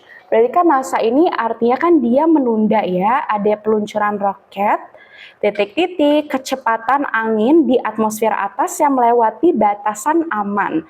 Nah, berarti kan ini disebabkan ya oleh adanya kecepatan angin yang di atas rata-rata. Berarti kan bisa because atau because of nih teman-teman. Kira-kira because atau because of nih? Tentunya adalah because ya teman-teman. Kenapa? Karena kalau kita lihat di sini ada subjek, terus di sini ada verbnya, melewati artinya. Exceeded. Nah, berarti kan kalau seperti itu pakainya adalah because ya teman-teman, bukan because of, karena because of itu diikuti oleh noun, kata benda, atau noun phrase ya, frasa benda. Sekarang yang ini bagaimana teman-teman? The complexity of quantum physics theory, jadi kerumitan complexity itu dari teori fisika kuantum. Tapi di sini murid siswa tersebut bisa menjelaskan dengan analogi yang sederhana. Berarti kan ada pertentangan ya, walaupun rumit ternyata siswa tersebut bisa menjelaskan dengan sederhana. Berarti pakai apa? Berarti pakai despite yang artinya adalah meskipun. Oke, sekarang kita next question di sini. Coral reefs are bleaching at an alarming rate, the rising acidity and temperature of the world's oceans. Berarti kan di sini ada terumbu karang itu sekarang menjadi bleaching ya, jadi warnanya memutih dalam angka yang sangat mengejutkan atau sangat menakutkan ya. Itu pasti tentunya disebabkan ya oleh ada keasaman yang meningkat dan temperaturnya juga meningkat. Berarti hubungannya adalah di sini akibat, sedangkan di kanannya sebab. Berarti pakai apa tuh? Bisa pakai because atau because of ya. Tapi di sini kalau because of kan sampingnya harus subjek sama verb ya. Kalau because of itu noun, di sini apa termasuk ya? Tentunya noun, karena di sini adalah the rising acidity itu adalah noun phrase, temperature juga ada noun phrase, bukan suatu kalimat. Jadi jawabannya adalah because of the rising acidity and temperature of the world's oceans. Sekarang kita lihat yuk di sini ada the mission was a success because the rover not only landed safely on the crater, titik-titik transmitted high definition image back to Earth. Nah di sini kan ada conjunctionnya not only. Berarti kalau not only kan tadi yang masuk ke correlative conjunction ya teman-teman. Tapi kalau not only pasangannya apa? Not only selalu bersamaan dengan but also. Jadi jawabannya udah pasti yang D. Oke guys, sekarang kita lanjut ke materi ketujuh, ada relative pronouns. Nah, untuk relative pronouns ini sendiri, teman-teman harus tahu dulu ya, bahwa relative pronouns itu total ada 5. Ada who. Pertama, who itu adalah fungsinya untuk memberikan pengganti ya, atau keterangan dari subjek di sampingnya. Jadi kalau di sini ada tutor, who teach English is very patient, berarti tutor yang mengajarkan bahasa Inggris itu sangat sabar. Nah, itu kan berarti who-nya itu adalah fungsinya sebagai subjek dari kata kerja yang di sebelah kanannya ya, teman-teman teach. Berarti itu adalah untuk who. Tapi kalau whom tuh beda lagi teman-teman. Jadi students yang di samping kiri sebelah sini itu merupakan objek dari yang di sampingnya. Coba kita artiin dulu ya. The students whom I advise are very creative. Berarti siswa-siswa yang aku beri saran itu dia sangat kreatif. Nah, students itu kan objek dari sini ya teman-teman, ada subjeknya I, verbnya itu adalah advice. Nah, itu adalah si studentnya di sini sebagai objek gitu. Jadi who sama whom untuk orang sama-sama, cuman beda fungsi aja, satu subjek satu objek. Kalau whose itu kepemilikan, jadi the author, whose book I read is coming to Jakarta. Nah di sini penulis yang bukunya aku baca itu datang ke Jakarta. Nah whose itu menunjukkan bahwa buku ini tuh kepemilikan orang di samping kiri ini ya, si autornya. Sedangkan kalau which itu nggak bisa untuk orang, cuman untuk benda sama hewan aja. Contoh, the journal which was published yesterday is famous. Jurnal yang dipublikasikan kemarin itu terkenal. Nah, itu kan which cocok ya, karena which itu maksudnya adalah mengganti jurnal tersebut, bahwa jurnal tersebut dipublikasikan kemarin. Sedangkan terakhir ada that. That itu bisa untuk orang atau benda ya, umum, fleksibel. Tapi biasanya kalau that itu jarang dipakai untuk kalau dalam konteks formal atau akademik ya. Biasanya lebih umum kalau percakapan sehari-hari. The strategy that she used is very effective. Strategi yang dia gunakan itu sangat efektif. Oke, sekarang kita kuis yuk, cobain. Pertama ada astronomers discovered the new exoplanet. Nah, berarti kalau kita baca di sini astronomers yang menemukan exoplanet yang baru. Nah, berarti pakainya apa nih? Di sini kan orang ya, teman-teman. Kalau orang udah pasti kita bisa eliminasi which, terus where juga nggak ada. Apakah who, whom, atau whose? Nah, karena di sini adalah astronomers-nya, itu adalah sebagai subjek ya dari verb berikut ini ya, discover, menemukan, jadi pakainya who. The astronomers who discovered the new exoplanet last month. Sedangkan kalau whom itu jangan lupa ya, dia itu sebagai objek, kalau whose menunjukkan kepemilikan benda yang ada di sampingnya. Nah, di sini kan nggak ada benda ya, teman-teman, nggak ada noun yang menjadi kepemilikan astronomers. Sekarang kita lihat yang berikutnya. The lead scientist, the committee interviewed for the research grant. Berarti di sini ada lead scientist yang komite tersebut ajak interview. Nah, berarti kan di sini komite itu mewawancarai ya. Nah, tentunya mewawancari siapa? Mewawancarai si lead scientist ini sebagai objeknya ya, teman-teman. Berarti tadi apa tuh kalau yang objek? Tentunya pakai whom ya, yang B. Whom the committee interviewed. Nah, jadi kalau whom itu adalah untuk orang, whom subject sama verb, contoh the man whom I met yesterday. Oke, sekarang berikutnya coba kita lihat. The laboratory is currently studying a rare species of orchid. Petals change color based on the acidity of the soil. Nah, berarti di sini adalah maksudnya subjeknya a rare species of orchid ya.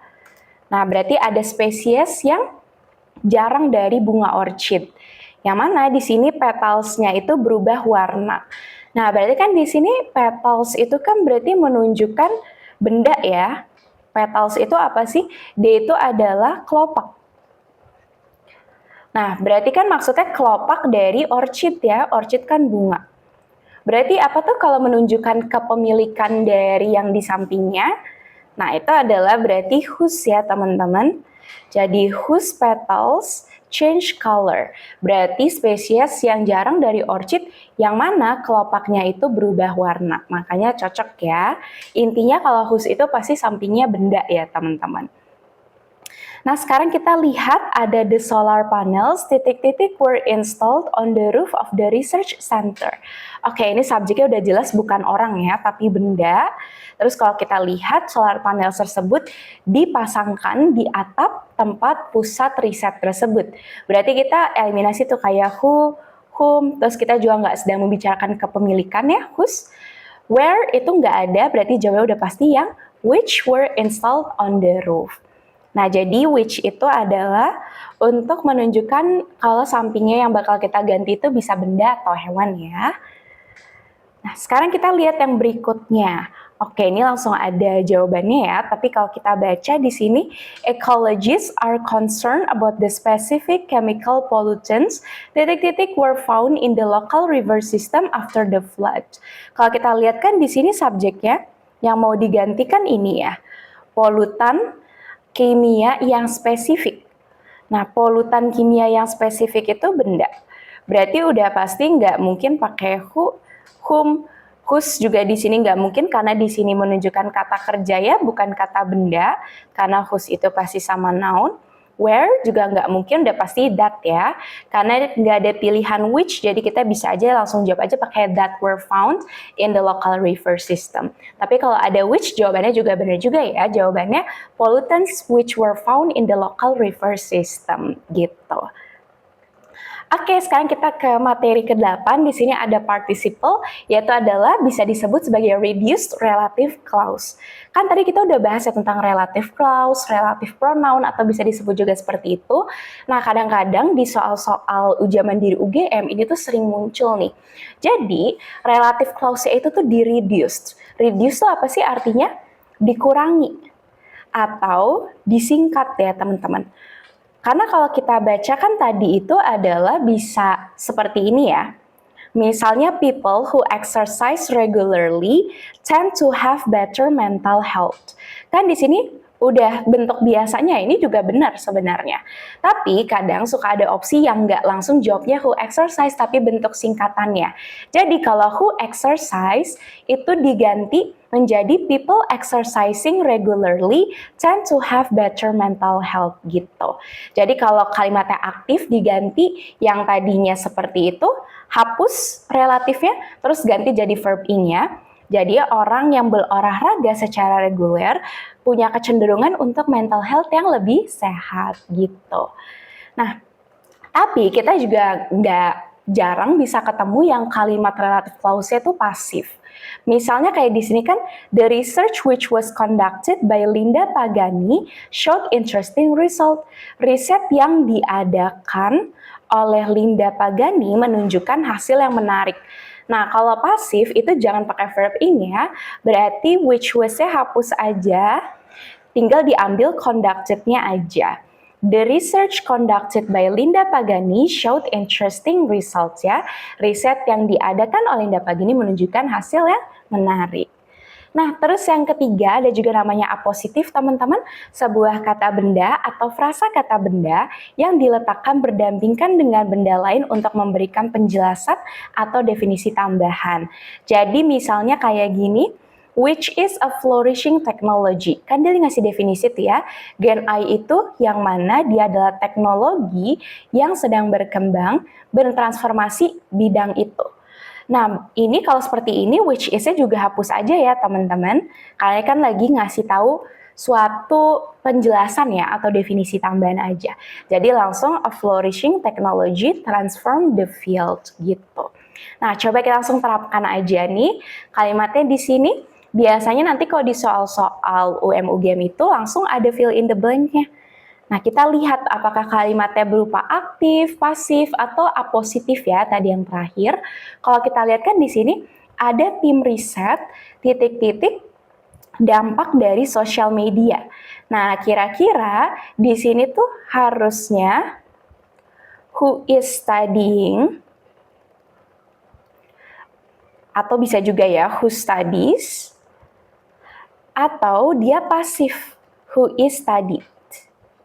Nah, berarti dipelajari atau mempelajari, kira-kira research team tersebut dipelajari atau mempelajari dampak sosial media. Nah, tentunya adalah yang benar ya, mempelajari ya, who is studying, who studies. Nah, kalau aktif berarti bentuknya jadi gimana teman-teman? Bentuknya adalah jadi verb ing gitu. Nah, berarti jawabannya adalah jadi studying the impact of social media gitu. Which is-nya dihapus jadi verb ing kalau aktif. Sedangkan kalau yang A itu adalah bentuk pasif ya teman-teman, bukan aktif, studied. Sekarang coba kita lihat di sini. In vinegar brewing, the alcoholic substrate titik-titik vinegar stock is produced using the same or very similar processes. Nah, di sini kan ada substrate, berarti ada semacam senyawa alkohol ya. Titik-titik adanya kaldu dari vinegar yang diproduksi menggunakan sama prosesnya seperti ada produksi minuman alkohol. Kalau kita lihat kan di sini kalimatnya pasif ya. Nah, kalau kita baca di sini kalimatnya kira-kira apa teman-teman?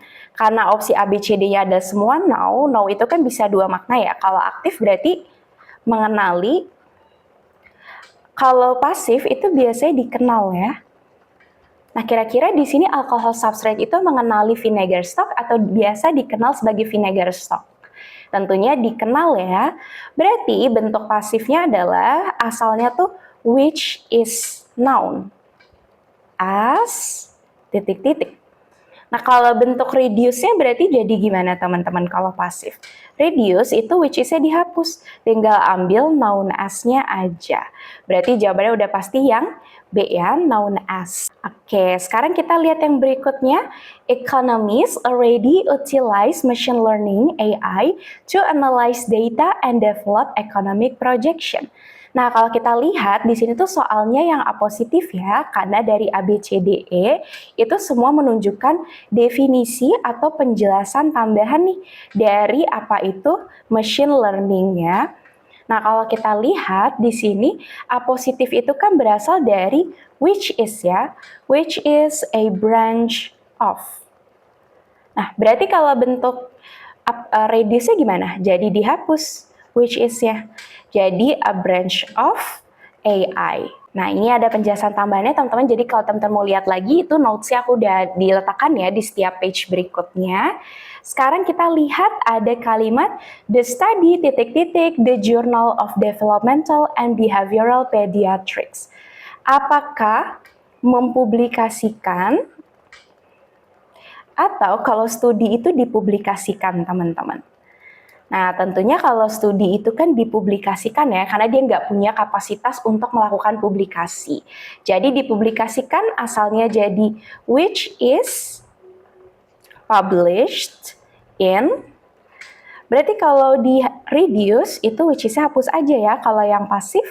Jadi jawabannya apa? Yang B, published in the Journal of Developmental and Behavioral Pediatrics gitu. Oke. Berarti jawabannya yang B.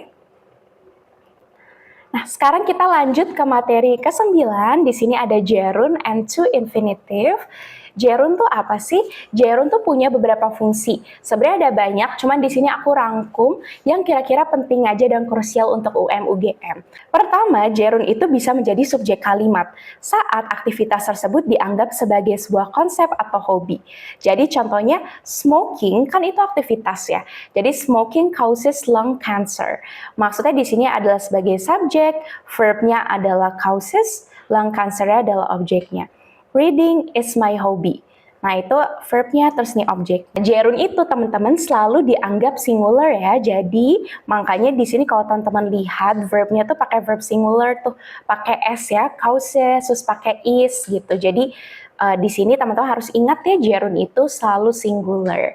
Terus yang kedua, gerund juga biasanya diletakkan setelah preposition kata depan, misalnya preposition seperti of, in, about, for, without, after, before, itu wajib gerund.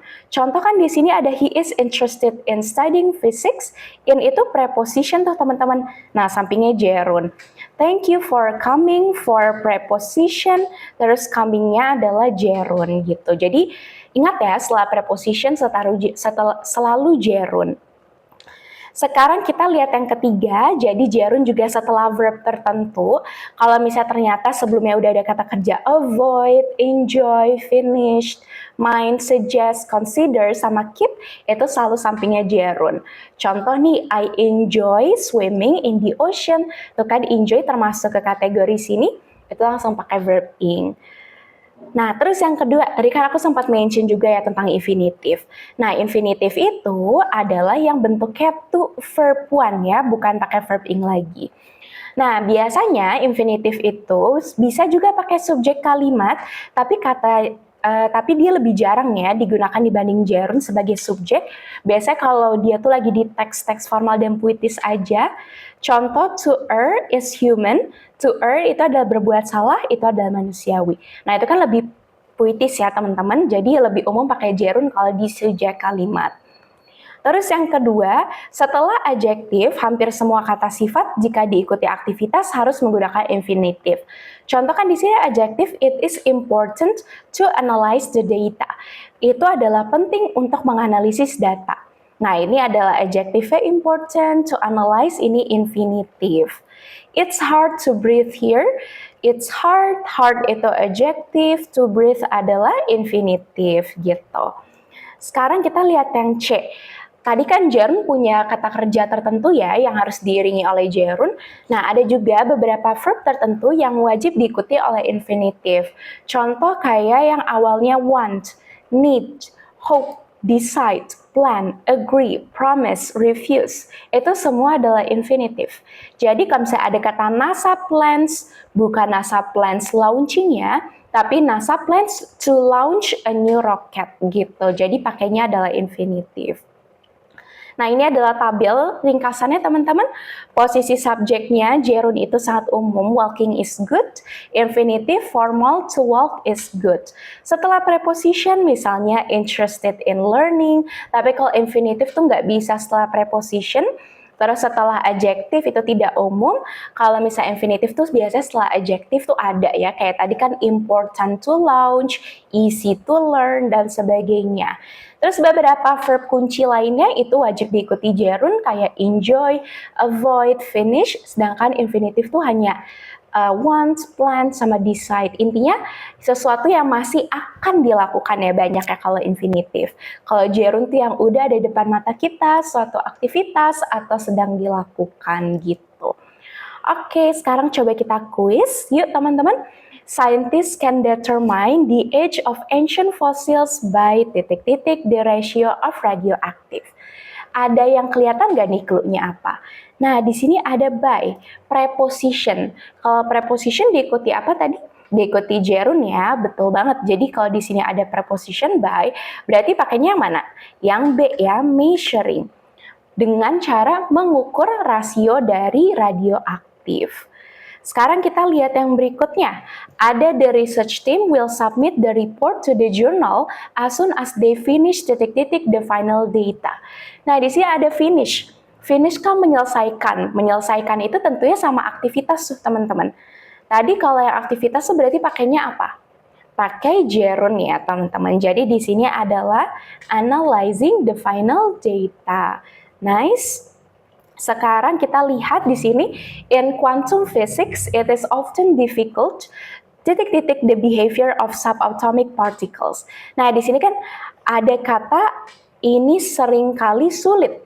Sulit itu kan kata sifat ya teman-teman, adjektif. Tadi kalau yang diikuti adjektif, infinitif apa gerund? Nah, tentu jawabannya adalah infinitif ya, jadi harusnya adalah to predict, bentuk to plus verb one-nya infinitive. It is often difficult to predict the behavior of subatomic particles. Seringkali sulit untuk memprediksi perilaku dari partikel subatom.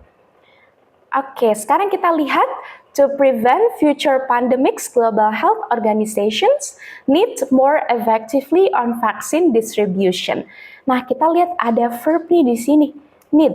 Need itu kan butuh ya. Kalau butuh kan berarti masih akan dilakukan tuh. Berarti pakai infinitif apa gerund?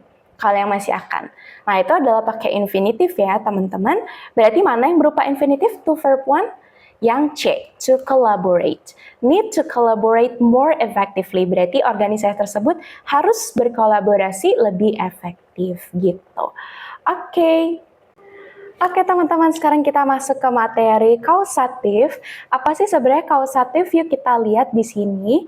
Sebenarnya materi dia cukup ringkas ya. Kausatif itu ada tipe pertama, kausatif aktif yang menyuruh seseorang, tapi juga ada kausatif yang pasif meminta sesuatu tuh dikerjakan. Nah, ini rumusnya. Pertama, kalau kausatifnya itu have atau make, itu rumusnya ada tertentu nih. Kayak di sini subject, have atau make, orang, sama verb one. Contoh kan di sini ada the professor have his student conduct the experiment. Di sini ada professor subject, udah ada have, his student itu adalah orang, berarti conduct-nya itu udah betul ya, verb one, artinya mengadakan eksperimen. Terus kalau get gimana? Kalau get itu tuh setelah subjek kan ada get terus baru orang. Nah setelah orang itulah dia pakai to verb one. Misalnya scientists get the government to fund the new project. Kan di sini ada scientist subject, terus ada get the government itu orang. Nah dia bukan pakai verb one nih, tapi bentuk to plus verb one ya. Jadi jawabannya berbeda kalau have sama make sama get yang aktif. Beda halnya kalau pasif. Kalau pasif mau have maupun get itu sama-sama rumusnya sama, yaitu subject have atau get plus benda sama verb 3. Contoh, NASA have the satellite repaired. Kan di sini ada NASA subject, have terus satellite-nya kan benda ya. Karena satelit. Nah, repaired langsung verb 3 gitu. Jadi, kalau pasif udah pasti sebelum verb 3-nya tuh benda ya. Sekarang kita coba lihat di sini. Oke, ada chief scientist usually has his assistant the chemical samples twice. Kan di sini ada chief scientist ya, berarti scientist ketuanya itu biasanya has. Has itu sama aja seperti have ya. Terus ada his assistant itu adalah orang. Berarti kalau has itu pakai apa tadi rumusnya? Pakai verb one. Berarti mana dari A, B, C, D, E? Yaitu adalah yang check the chemical samples twice. Rumusnya tuh subject, has, have, orang, di sini assistant sama verb one. Sekarang coba kita lihat yang number two. Di number 2 ini, di sini ada the environmental agency, berarti ada agensi lingkungan, itu seringkali mencoba to get. Nah, ini pakai get. Terus ada local communities, masyarakat lokal, itu orang kan ya. Nah, setelah get, terus ada orang pakai apa? Bukan pakai verb one ya, karena dia adalah get, dia pakai to plus verb one. Berarti dari A, B, C, D, E, mana yang to verb one adalah yang E. Get local communities to plant more trees to combat urban heat islands. Nah, ini rumus lengkapnya ya, teman-teman. Subject get orang, communities di sini sama to verb one yaitu ada to plant. Nah, sekarang kita lihat nih, ada kalimat baru, ada astronomer will get the lens titik-titik as soon as possible. Kalau kita lihat kan di sini ada astronomer, terus pakai get, terus lens ini orang atau benda? Lensa itu pasti benda ya. Berarti kalau benda kan di sini kalimat pasif ya. Lensanya digantikan. Berarti pakainya yang verb 3 di sini, yaitu adalah yang D, replaced as soon as possible. Nah, ini rumus lengkapnya. Jadi setelah subject get benda baru verb 3. Oke, kita lanjut ke materi nomor 11. Di sini ada models. Jadi models itu apa sih? Model itu definisi gampangnya adalah kata kerja bantu.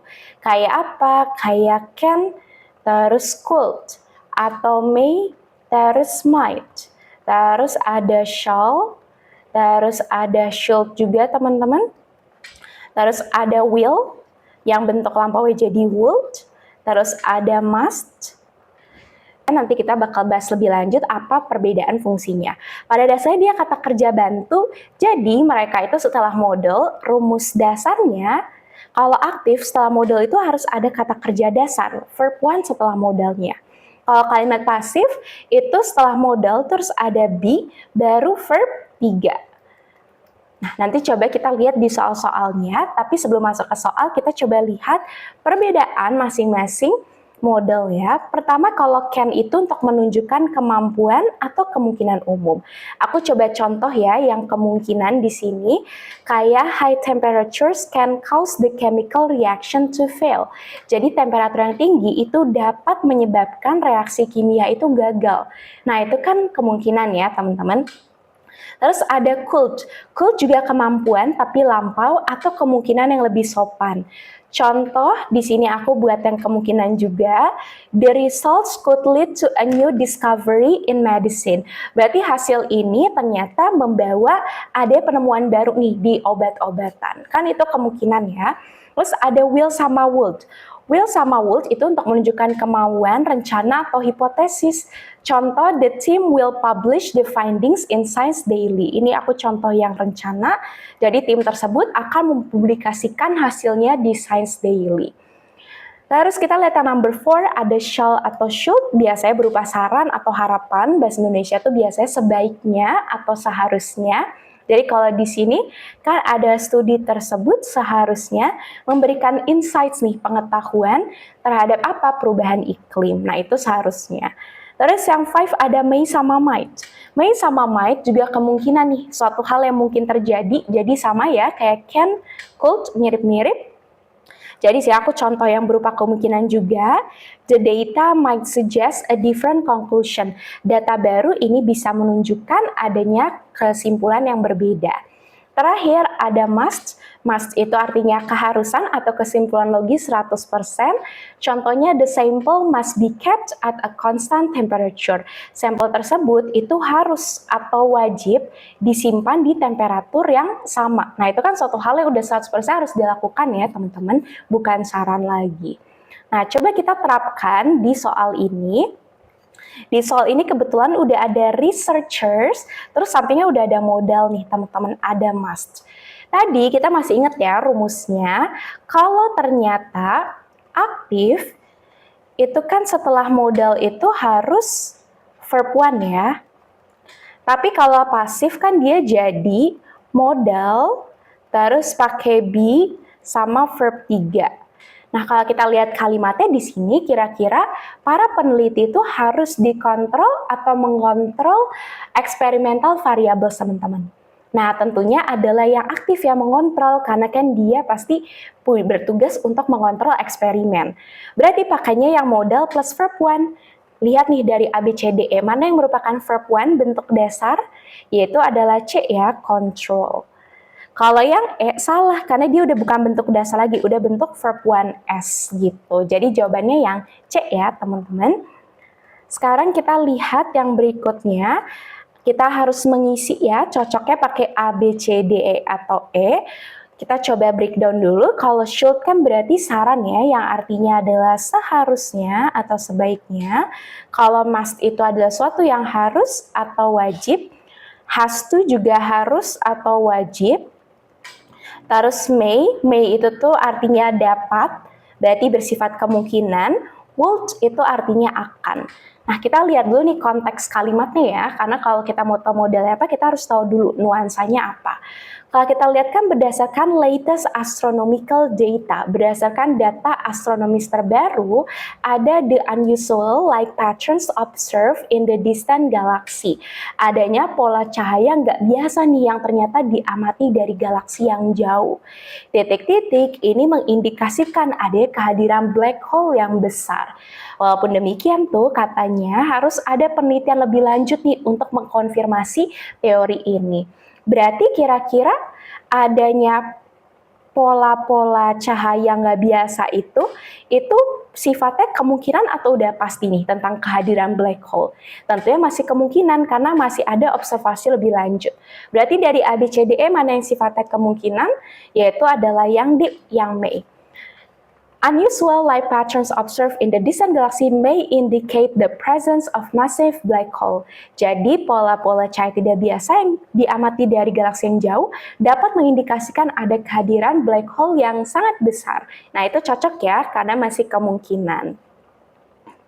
Oke teman-teman, sekarang kita ke materi terakhir nih, ada conditional sentences. Congrats buat teman-teman yang udah nonton tanpa henti ya dari awal sampai akhir, karena ini adalah materi yang sebenarnya final dan nggak terlalu banyak juga. Coba kita bahas bareng-bareng. Jadi kita mulai dari definisi dulu kali ya. Oke, jadi definisinya apa sih sebenarnya conditional? Conditional kan sebenarnya suatu kondisi ya. Jadi kalimat yang jika A maka B itu conditional. Nah, kalau bahasa Indonesia kan jika A maka B ya. Nah, kalau di bahasa Inggris itu jadi if A, B. Nah, ternyata ada masing-masing tipenya nih teman-teman. Tiap-tiap tipe itu ada tensesnya yang berbeda-beda. Pertama type 0 nih, itu untuk kebenaran umum atau fakta ilmiah, rumusnya simple present, berarti if subject plus verb 1, terus nanti akibatnya tuh simple present lagi, subject plus verb 1. Contoh, if you heat ice, it melts. Kalau kamu manaskan es, itu meleleh. Kayak itu semuanya simple present ya, dua-duanya. Tapi kalau type 1 itu ada untuk kemungkinan, tapi masa depan. Jadi setelah if itu ada subject plus verb 1, akibatnya adalah will plus verb 1. Jadi beda di sebelah kanannya nih akibatnya. Contoh nih, if it rains, I will stay at home. Kalau hujan, aku bakal tinggal di rumah. Jadi sifatnya masih kemungkinan ya. Beda kalau type 0 tadi kan udah kebenaran umum ya, suatu fakta ilmiah yang 100% tuh udah pasti benar terjadi akibatnya. Sedangkan kalau type 1 itu ya masih kemungkinan, nggak 100%. Kalau type 2 apa nih? Type 2 itu ada hayalan, masa kini, atau fakta berlawanan. Kalau teman-teman sedang berandai nih apa yang mungkin terjadi masa kini, tapi sebenarnya tidak ada, itu pakai type 2. Rumusnya if simple past kan berarti subject plus verb 2 ya. Lalu akibatnya itu dia berubah nih pakai would plus verb 1 di sini. Contoh kayak if I were you, I will take the job. Kalau aku jadi kamu, aku bakal mengambil pekerjaan kamu. Nah, itu kan pakai simple past ya, pakai were you. Terus I will take itu adalah would sama verb 1. Terus yang type 3 ini yang terakhir, dia adalah penyesalan masa lalu atau fakta lampau. Kalau misalnya ternyata di masa lampau, teman-teman pernah ujian, terus ternyata ujiannya tuh gagal dan nggak belajar, itu adalah pakai type 3 karena penyesalannya udah lewat waktunya di masa lalu. Rumusnya pakai apa? Pakai if past perfect. Past perfect itu adalah subjek, had plus verb 3, terus akibatnya di sini pakai would have verb 3. Contoh, if she had studied, she would have passed. Kalau dia belajar, dia mungkin bakal lulus. Nah, itu kejadiannya tuh benar-benar di masa lampau. Nah, sekarang kita coba di quiz. Biasanya teman-teman kalau di quiz itu adalah di soal-soal utul game ya. Biasanya nanti sebelah kanan akibatnya udah ada gitu isinya apa. Tinggal kita memprediksi tense-nya apa nih yang if-nya itu. Kayak di sini kan kita udah dapet ya akibatnya itu kan scientists will develop. Berarti pakai will plus verb 1. Masih ingat nggak nih kalau if-nya apa yang ternyata akibatnya itu pakai will plus verb 1. Dia type apa? Dia masuk ke type 1 ya. Kalau type 1, if-nya itu yang pertama pakai subjek plus verb 1. Berarti kita lihat nih udah ada subjeknya kan government. Tinggal kita cari verb 1-nya mana dari A, B, C, D, E. Cuman yang C, karena C itu adalah provides verb 1, berarti if the government provides more funding for renewable energy next year, scientists will develop new ways to store solar power. Oke, ini rumusnya teman-teman. Jadi type 1 selalu simple future will plus verb 1. Nanti if-nya itu wajib pakai simple present verb 1. Sekarang kita lihat yang kedua nih. Kalau saat ini sekarang if-nya dulu nih yang diketahui. Kita lihat nih, oke setelah if-nya kan subjeknya you. Terus hit itu verb berapa? Dia adalah verb 1. Nah, masih ingat nggak dia type apa kalau yang setelah if itu subjek plus verb 1? Itu adalah type 0. Berarti akibatnya pakai subjek plus verb 1. Berarti it, cari yang verb 1 di sini. A, B, C, D, E, cuman yang B ya, yang boils. Jadi type 0 itu adalah untuk fakta ilmiah ya teman-teman. Rumusnya if simple present, nanti akibatnya simple present digunakan untuk fakta yang selalu benar. Sekarang kita berikutnya. Ini juga diketahuinya yang if-nya. If we lived on Mars today, we titik-titik to wear specialized suits. Berarti setelah if ini adalah pakai subjek plus verb to ya. Akibatnya pakai apa? Nah, masih ingat yang sampingnya itu subjek plus verb to itu type berapa? Dia adalah masuk ke type 2. Nah, berarti sampingnya pakai apa kalau type 2? Pakai would plus verb 1.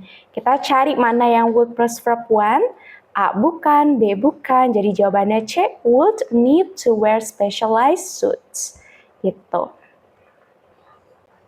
Nah, type 2 itu ada untuk khayalan masa sekarang. Rumusnya if simple past verb 2, nanti akibatnya would plus verb 1 untuk menghayal situasi yang tidak nyata saat ini. Sekarang kita lihat akibatnya udah diketahui would have been successful, if-nya yang belum diketahui nih. Berarti if titik-titik akibatnya adalah would have. Been itu verb berapa? Verb 3 ya. Berarti yang tadi akibatnya would have been itu type berapa? Dia termasuk ke type 3 ya teman-teman. Berarti di sininya adalah harus pakai had plus verb 3. Mana had plus verb 3? Yaitu cuman yang D. Pakai had controlled, itu berarti kan controlled verb 3 ya teman-teman. Type 3 itu adalah untuk penyesalan masa lalu, rumusnya if had plus verb 3, akibatnya would have verb 3. Dia untuk membayangkan kejadian yang sebenarnya udah terlambat ya di masa lampau. Oke, that's all guys, itu semua rangkuman dan juga latihan soalnya. Ternyata banyak juga ya. Gimana nih teman-teman, ada yang masih bingung atau ternyata udah ada dapat insights nih dari video ini? Oke, jangan lupa untuk tonton video berikutnya karena next video aku juga bakal ngebahas rangkuman grammar penting untuk SIMAK UI. So stay tune dan jangan lupa untuk nyalakan notifikasi. Thanks for watching this video and see you in the next video. Bye-bye.